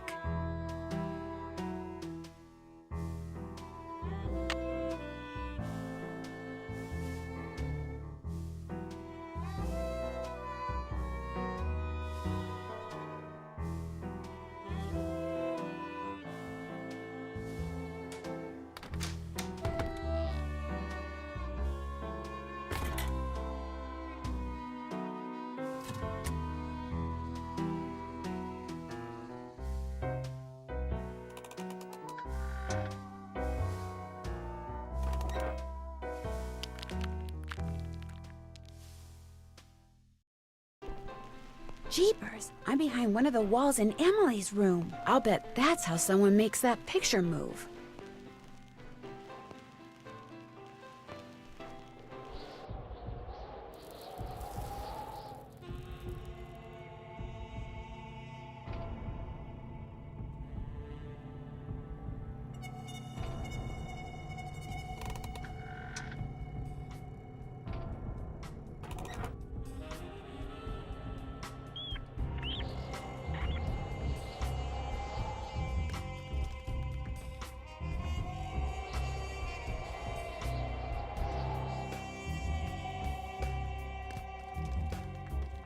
Guess I better not leave the lights on.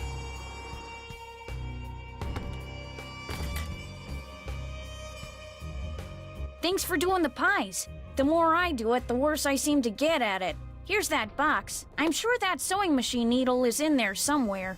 I see it. Remember, when it comes to using it, you're on your own, kiddo. I think I know why Emily has been seeing and hearing strange things. Well, I'm all ears. Tell me. I found a secret passageway that goes from the inn to Josiah Crowley's old house. And off of it, I found a staircase that leads to a space behind a wall in Emily's room. That's the staircase that's in this old picture. You mean the noises that Emily's been hearing? The things she's been seeing? It's because someone's been sneaking around behind the wall in her room? It may even be that someone is trying to scare her on purpose. On purpose? Who would want to do something like that? I was able to open the staircase because I saw the picture I just showed you. And I found that picture on the shelf in your podium. You mean it was right there under my nose? Hold the phone! You think I'm the one who's been sneaking around? Can you think of somebody else who may have had access to that picture? Anyone who's ever been behind this desk could have seen that picture. It's hardly fair to go pointing a finger at me.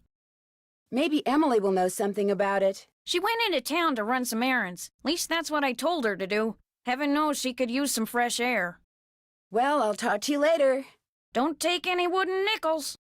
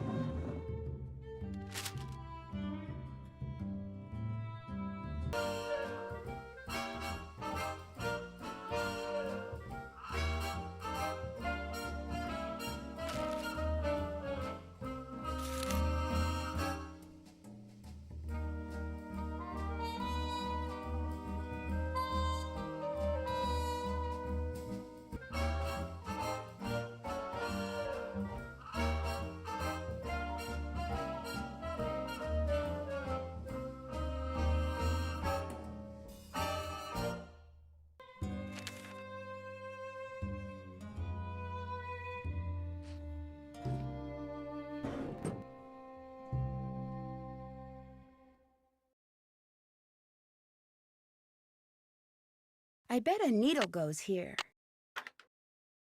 All I need is the dress Jim Archer gave me, and I can start sewing.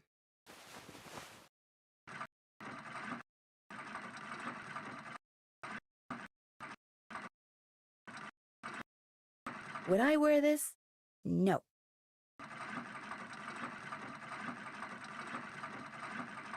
I can do better than this. I can do better than this.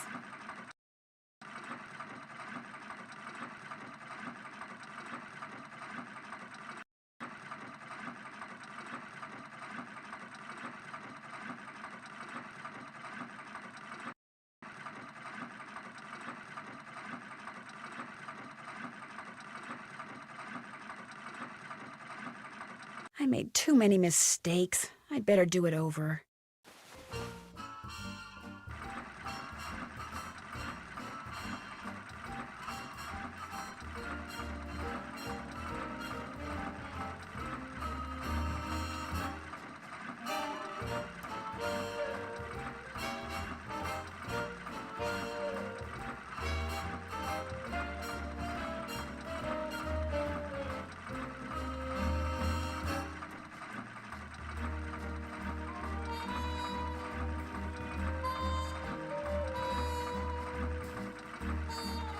There. Not bad, Miss Drew. Not bad at all.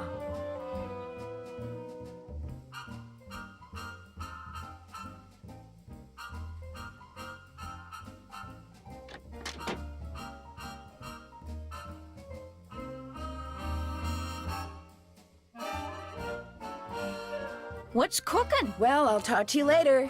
Alrighty-dighty.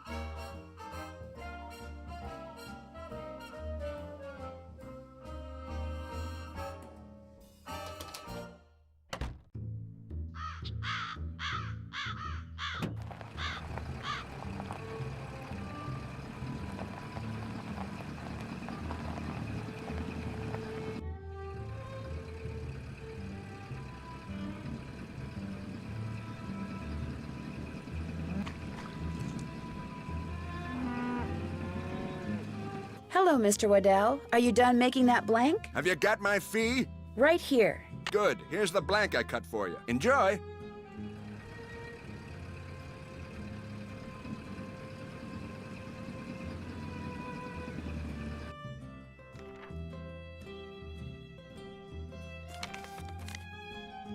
How's the dress coming? All done. This is beautiful. Thank you.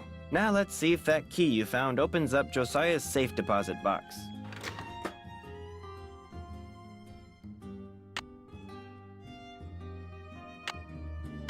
That was Josiah's key, all right.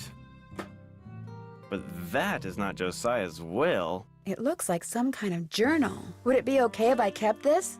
If it was money or jewelry or something like that, I'd turn it over to Topham. But a journal? Finders keepers as far as I'm concerned. I'll be at my desk if you need me. It's locked, naturally.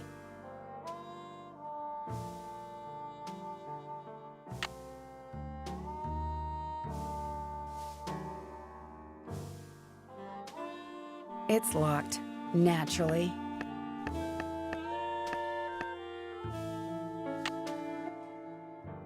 Anything else I can do for you? I guess I'll be going. Nice talking to you.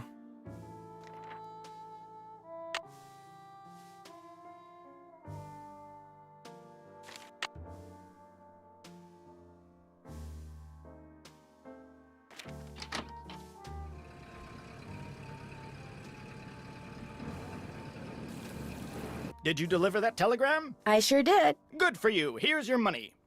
And here's your next telegram. Take this to Margaret Judson at the Deer Mountain Resort. Keep up the good work.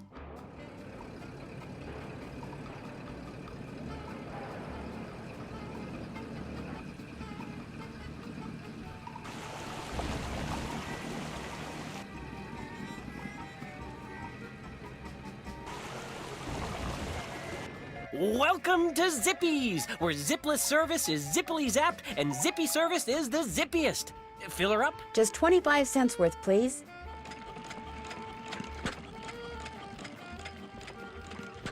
That'll be 25 cents. Here you go. Drive zippily.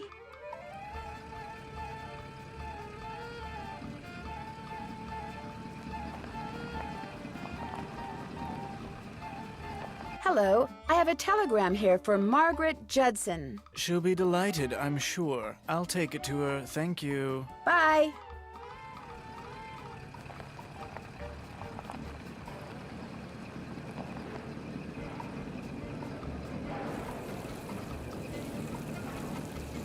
Did you deliver that telegram? I sure did. Good for you. Here's your money. And here's your next telegram. This one goes to Counselor Ed out at Camp Avondale. Keep up the good work.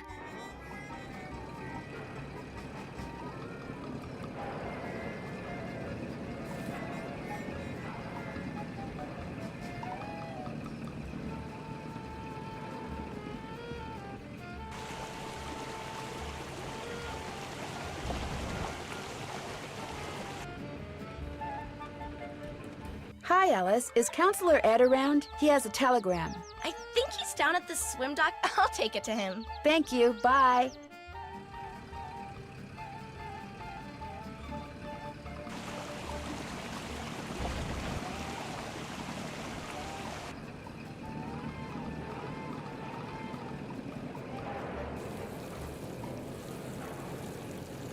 Did you deliver that telegram? I sure did. Good for you. Here's your money. And here's your next telegram. This one's for Mrs. Perkins at Sunnybrook Farms. Keep up the good work.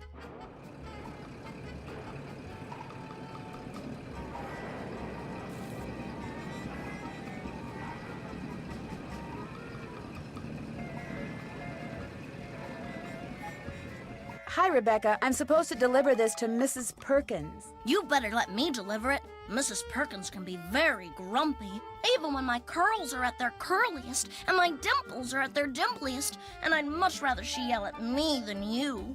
Well, okay. Thank you, Rebecca. You're welcome.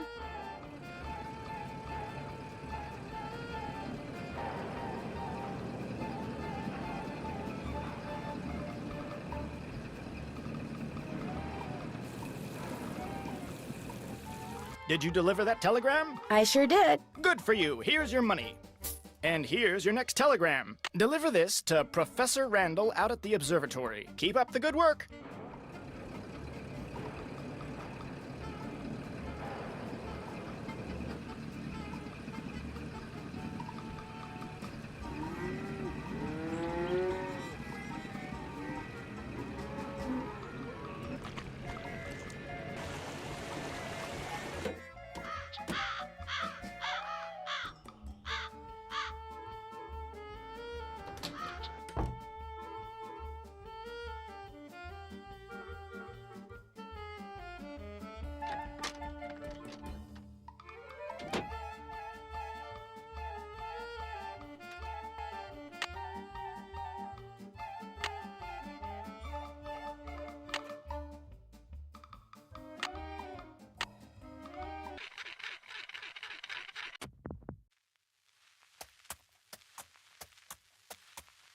I'll never forget the night it all began, that dark, stormy, fateful night when I decided the time had come to rid the world of the creature.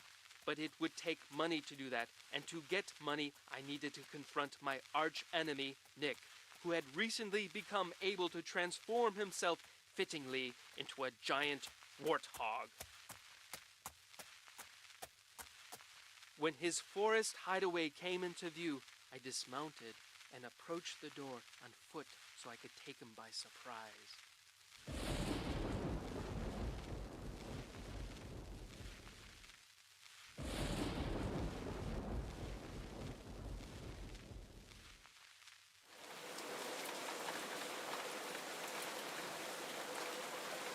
My fear that he would hear me proved groundless, for a terrible storm began to rage, washing away the sound of my footsteps.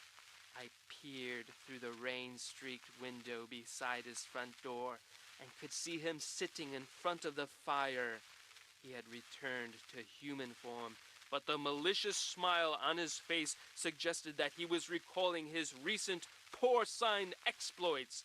Seeing that the door was unlocked, I hurled it open and marched across the room toward him.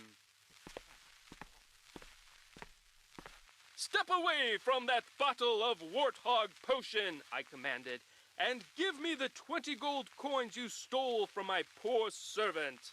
"I'm not going to give you a thing, save, perhaps, a taste of my sword."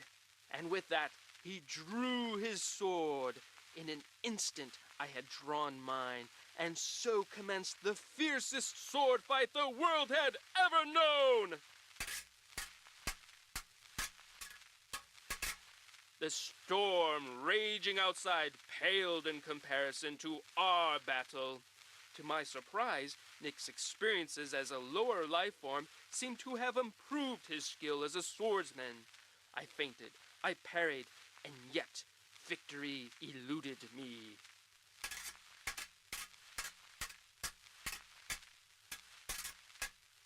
And soon I began to feel my strength ebbing from me. I was tiring rapidly. Summoning every ounce of what little energy remained in my body, I lunged at him one last desperate time. Ouch! Why, you've wounded me. I had managed to wound him on his right arm, just above the elbow. Curse you!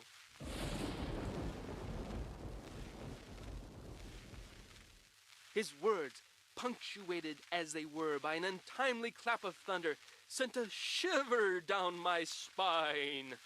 "Save your breath," I intoned, "and give me those gold coins." Here, take your precious coins. He tossed the bag of coins onto a chair, but as I reached for them, he reached for his bottle of potion, and in a matter of seconds, my night had gone from bad to horrible.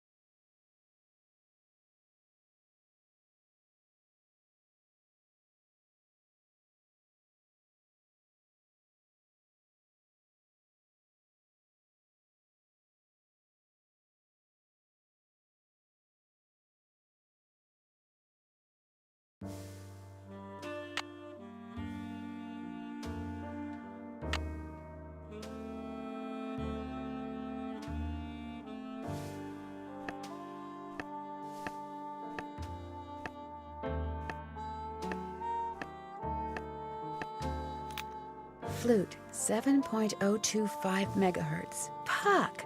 That's who Josiah played in A Midsummer Night's Dream. Pyramus, 7.057 megahertz.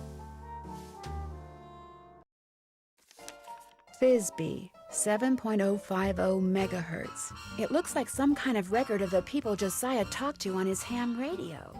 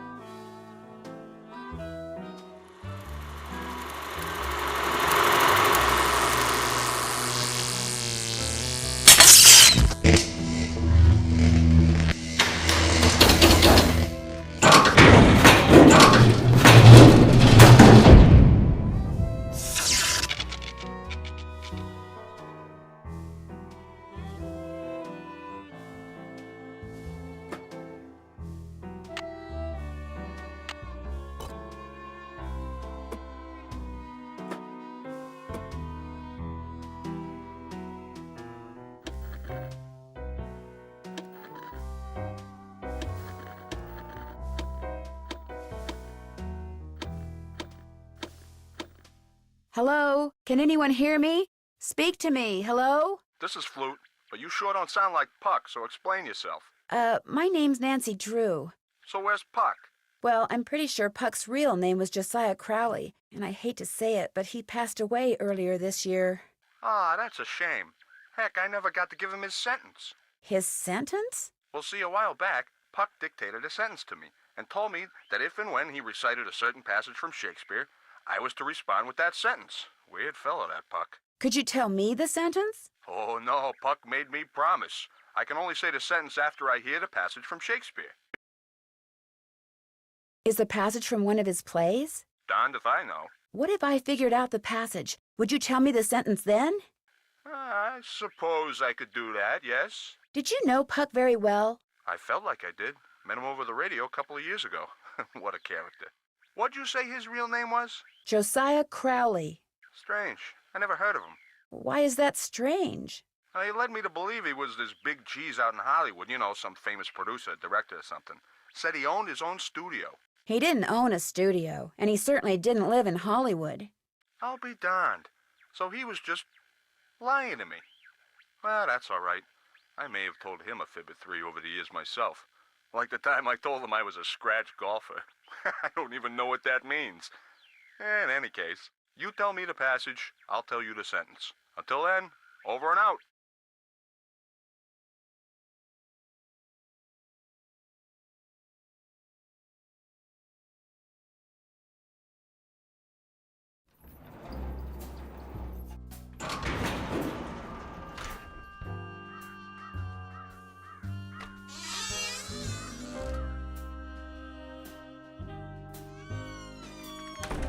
Hello, Miss Drew. Hi, Mr. Topham. Now what? Could I see that copy of A Midsummer Night's Dream you have there? Why? Well, you said it was Josiah's favorite play. I'd just like to take a look at it. It's a very old copy. I'd rather it not be handled unnecessarily, lest it fall completely apart. I'm sorry, Miss Drew, but request denied. Do you mind if I look around some more? Be my guest.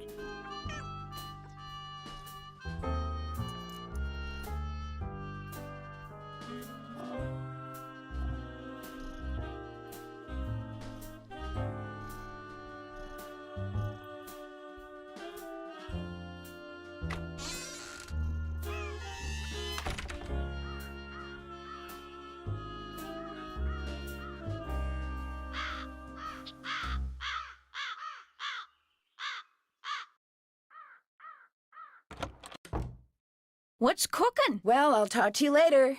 You betcha.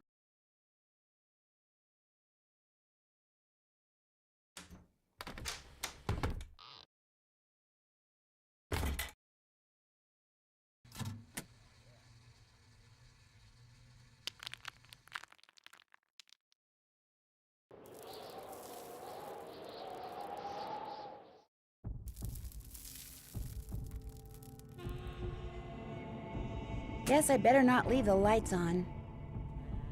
I don't hear anybody. Now would be a good time for me to sneak inside and have a quick look at that Shakespeare book. Clear your mind of all thoughts. Think about nothing save that spook. Yori, be quiet. You're disturbing us.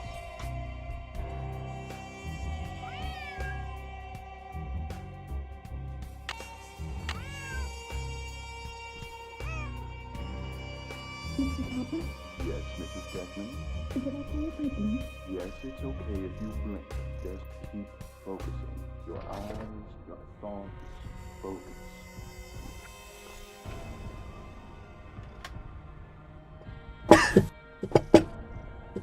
Phew! Meet with J. Archer at 9:30 a.m. about money. That's today.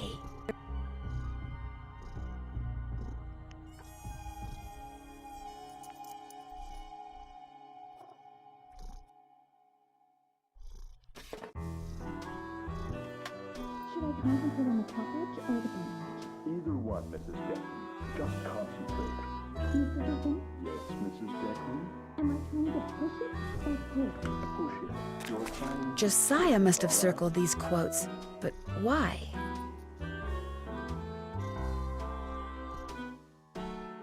Something tells me I better write down all the stuff that's circled here in my journal.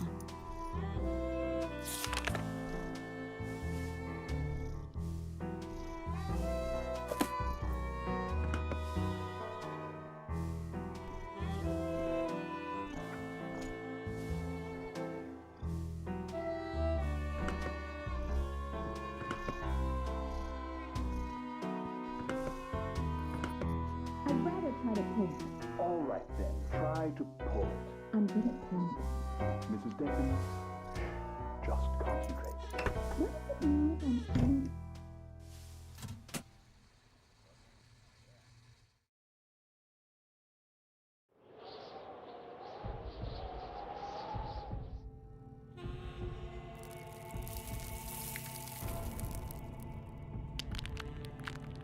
Guess I better not leave the lights on.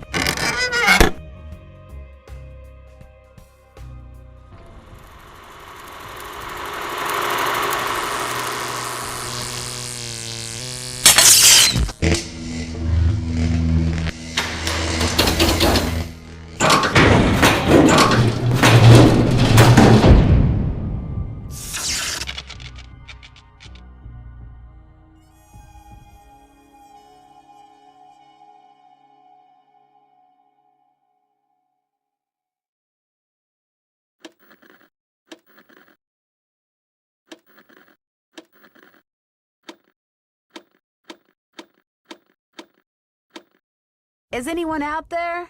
Hello? Can anyone hear me? Flute here. That you, Nancy Drew? Yes, it's me, and I think I know the Shakespeare passage that Puck wanted you to listen for. Let's hear it.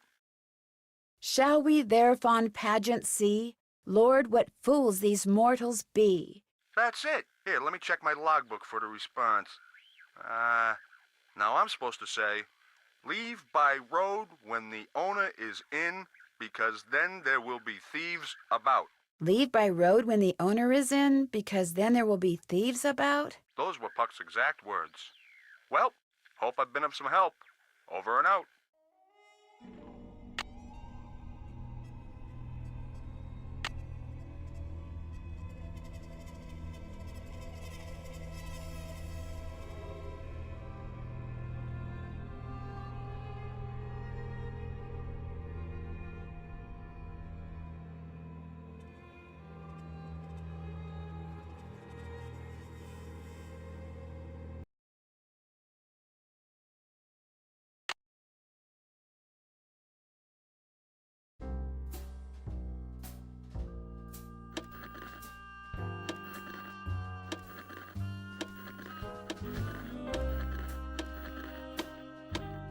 Hello? Can anyone hear me?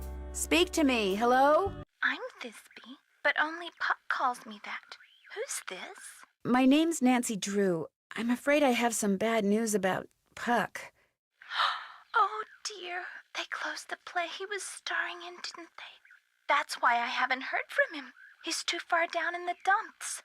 Oh, I was afraid it was something like that. Actually, you haven't heard from him because he passed away several months ago. Oh, my. That's worse, isn't it? And after all that rigmarole he went through, making sure I knew my line and understood my cue? Your cue? Yes, you see, Puck, or whatever his real name is, or was, Puck wanted to share his love of acting with me. So he gave me a line to say, a very curious line, I might add, and told me to repeat it only after I heard my cue. A passage written by Mr. William Shakespeare.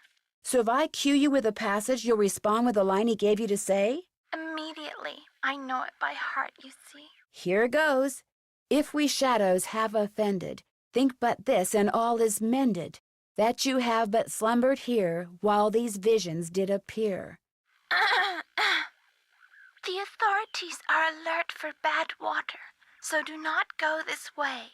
The authorities are alert for bad water, so do not go this way. That's what I was to say, although my delivery was much better when Puck was coaching me. And now, as Puck was fond of saying, I bid you adieu. Over and out.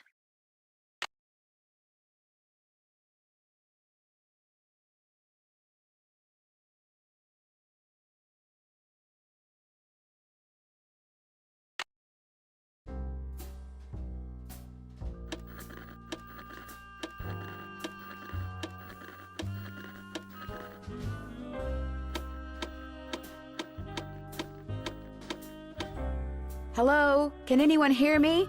Speak to me. Hello? This is Pyramus. Who are you? My name's Nancy Drew. Does somebody named Puck usually call you on this frequency? Somebody named Puck used to. Apparently he found something better to do. Haven't talked to him in months. Oh, that's because he passed away not too long ago. Oh, well, that's a good excuse, I guess. How'd you know he called me Pyramus? I'm a friend of his. I found your name and radio frequency in his journal. So why are you talking to me?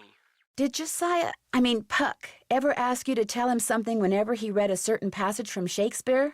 Whenever he rattled off this Shakespeare quote, I was supposed to rattle off this stupid saying he gave me.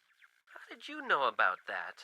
Long story. But if I were to rattle off the quote, there's no reason why you can't tell me the stupid saying, right? Well, come to think of it, he never said the quote had to come from him, so yeah, I guess I could tell you. Thou speakest aright. I am that merry wanderer of the night. How'd you know? Long story. What did he tell you to say in response? Wait a minute, I had to write it down. Here, you're gonna love this. A barking dog would do well to hold his tongue in a dangerous neighborhood. A barking dog would do well to hold his tongue in a dangerous neighborhood. I told you it was stupid. I really appreciate your help. Just out of curiosity, what kind of car did Puck drive, do you know? I don't think he had a car. And he tried to tell me he was rich. Over and out.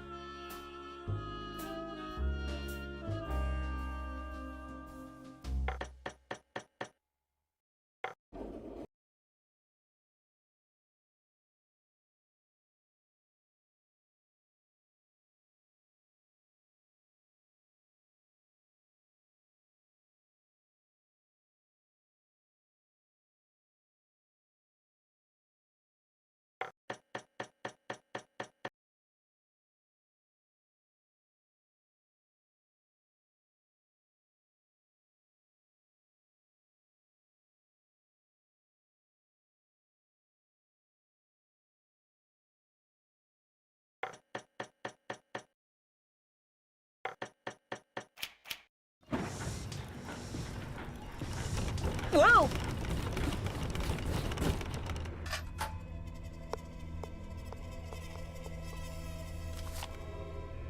A golf ball. No doubt meant to be used on that golf course of Josiah's.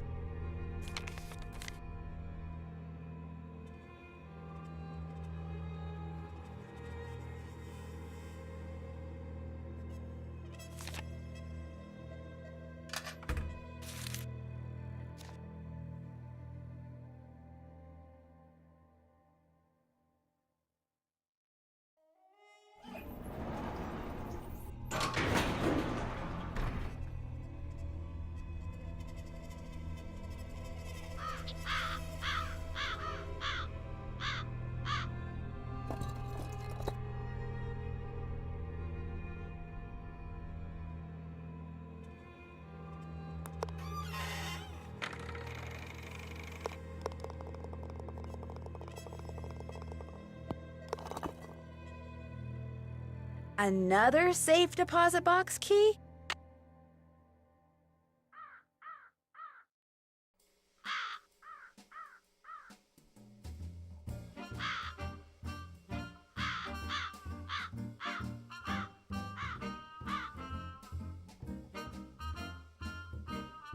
Emily, please, just settle down. It's all right. It's not all right. Stop lying. Something's wrong with me. You've got to go talk to Emily. She's in a bad way. Did you tell her about the secret passageway I found? I never got the chance. Please, go talk to her. She won't listen to me. I'm no help at all.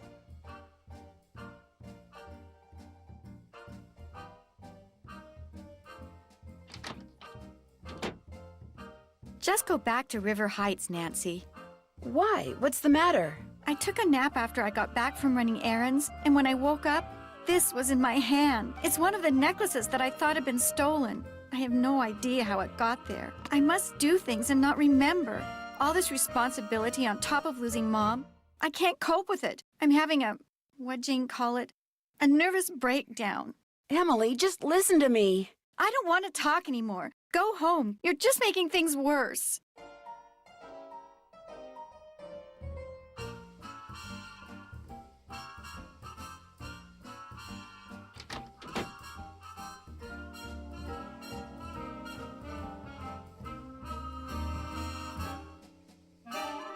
Did you talk to her? Do you see what I mean? No wonder I never saw or heard anything. It was all in her mind. I'm not so sure, Miss Willoughby. What's more, I think I found something that'll solve all her problems. I'll talk to you later.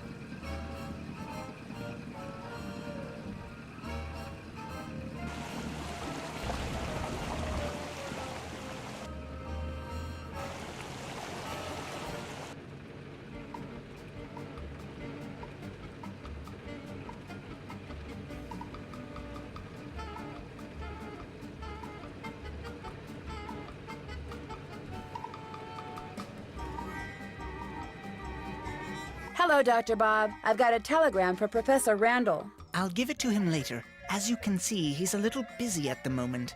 What's he doing up there? He's undertaking the very delicate task of cleaning the lens. Uh-oh. Randall! What have you done? I'll be going now.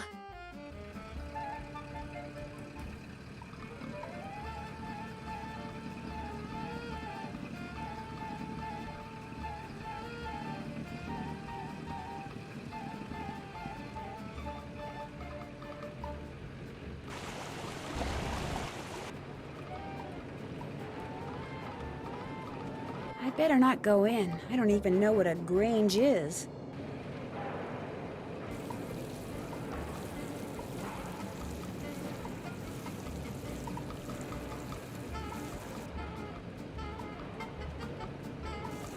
I might need to go in there if and when I become a lawyer, but now I think I'll pass.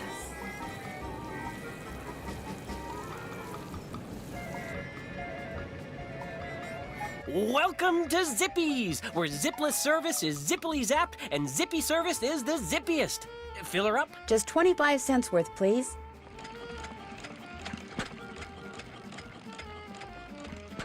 That'll be 25 cents. Here you go. Drive zippily.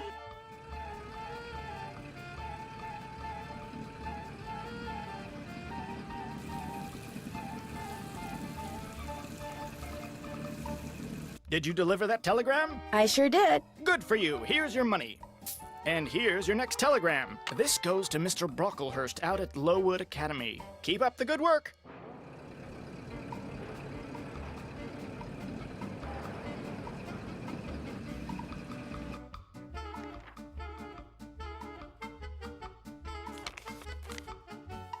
I'm glad you stopped by. I need to clear the air about something. I lied before, not just when I said the bank was doing fine when it's really not, but when I said that wasn't my car you saw parked outside the inn today. I parked it there because I didn't want anyone to know that I was at Richard Topham's begging him for money. This bank is in truly dire financial straits, and if anyone finds out... Mr. Archer, I already knew you were at Richard Topham's today. I saw your name in his calendar. Oh, so what can I do for you? I found another safe deposit box key that belonged to Josiah. Impossible. Josiah only had one box, and you've already opened it. Can you tell me whose key this is? It is one of ours. Where did you get it? I won it playing golf at Josiah's with a special ball. I had to ace one of the holes. Why does that sound familiar? I know why. That's what Clara always called me, her ace in the hole. That's who this key belongs to, Clara Pickford.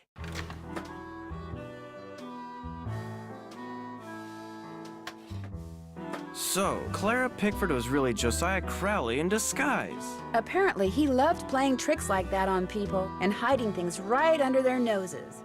I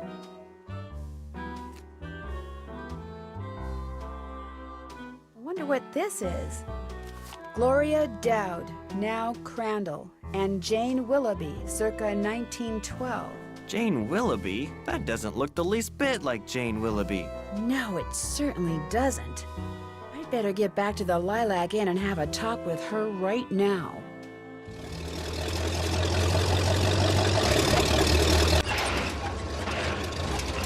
Move out of the way, would you please? I'm kind of in a hurry. You're not going anywhere until you tell me who you really are.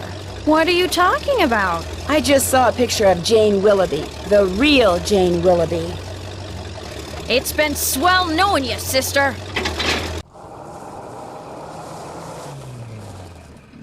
I can't let Jane out of my sight.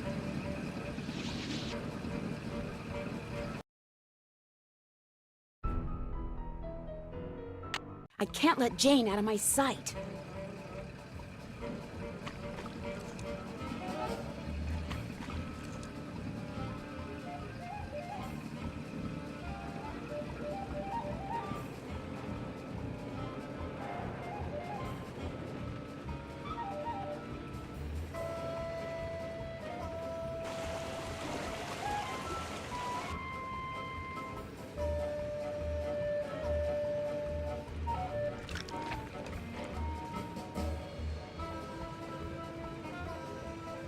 Bet she's heading for the state line. I know. I'll take a shortcut and head her off.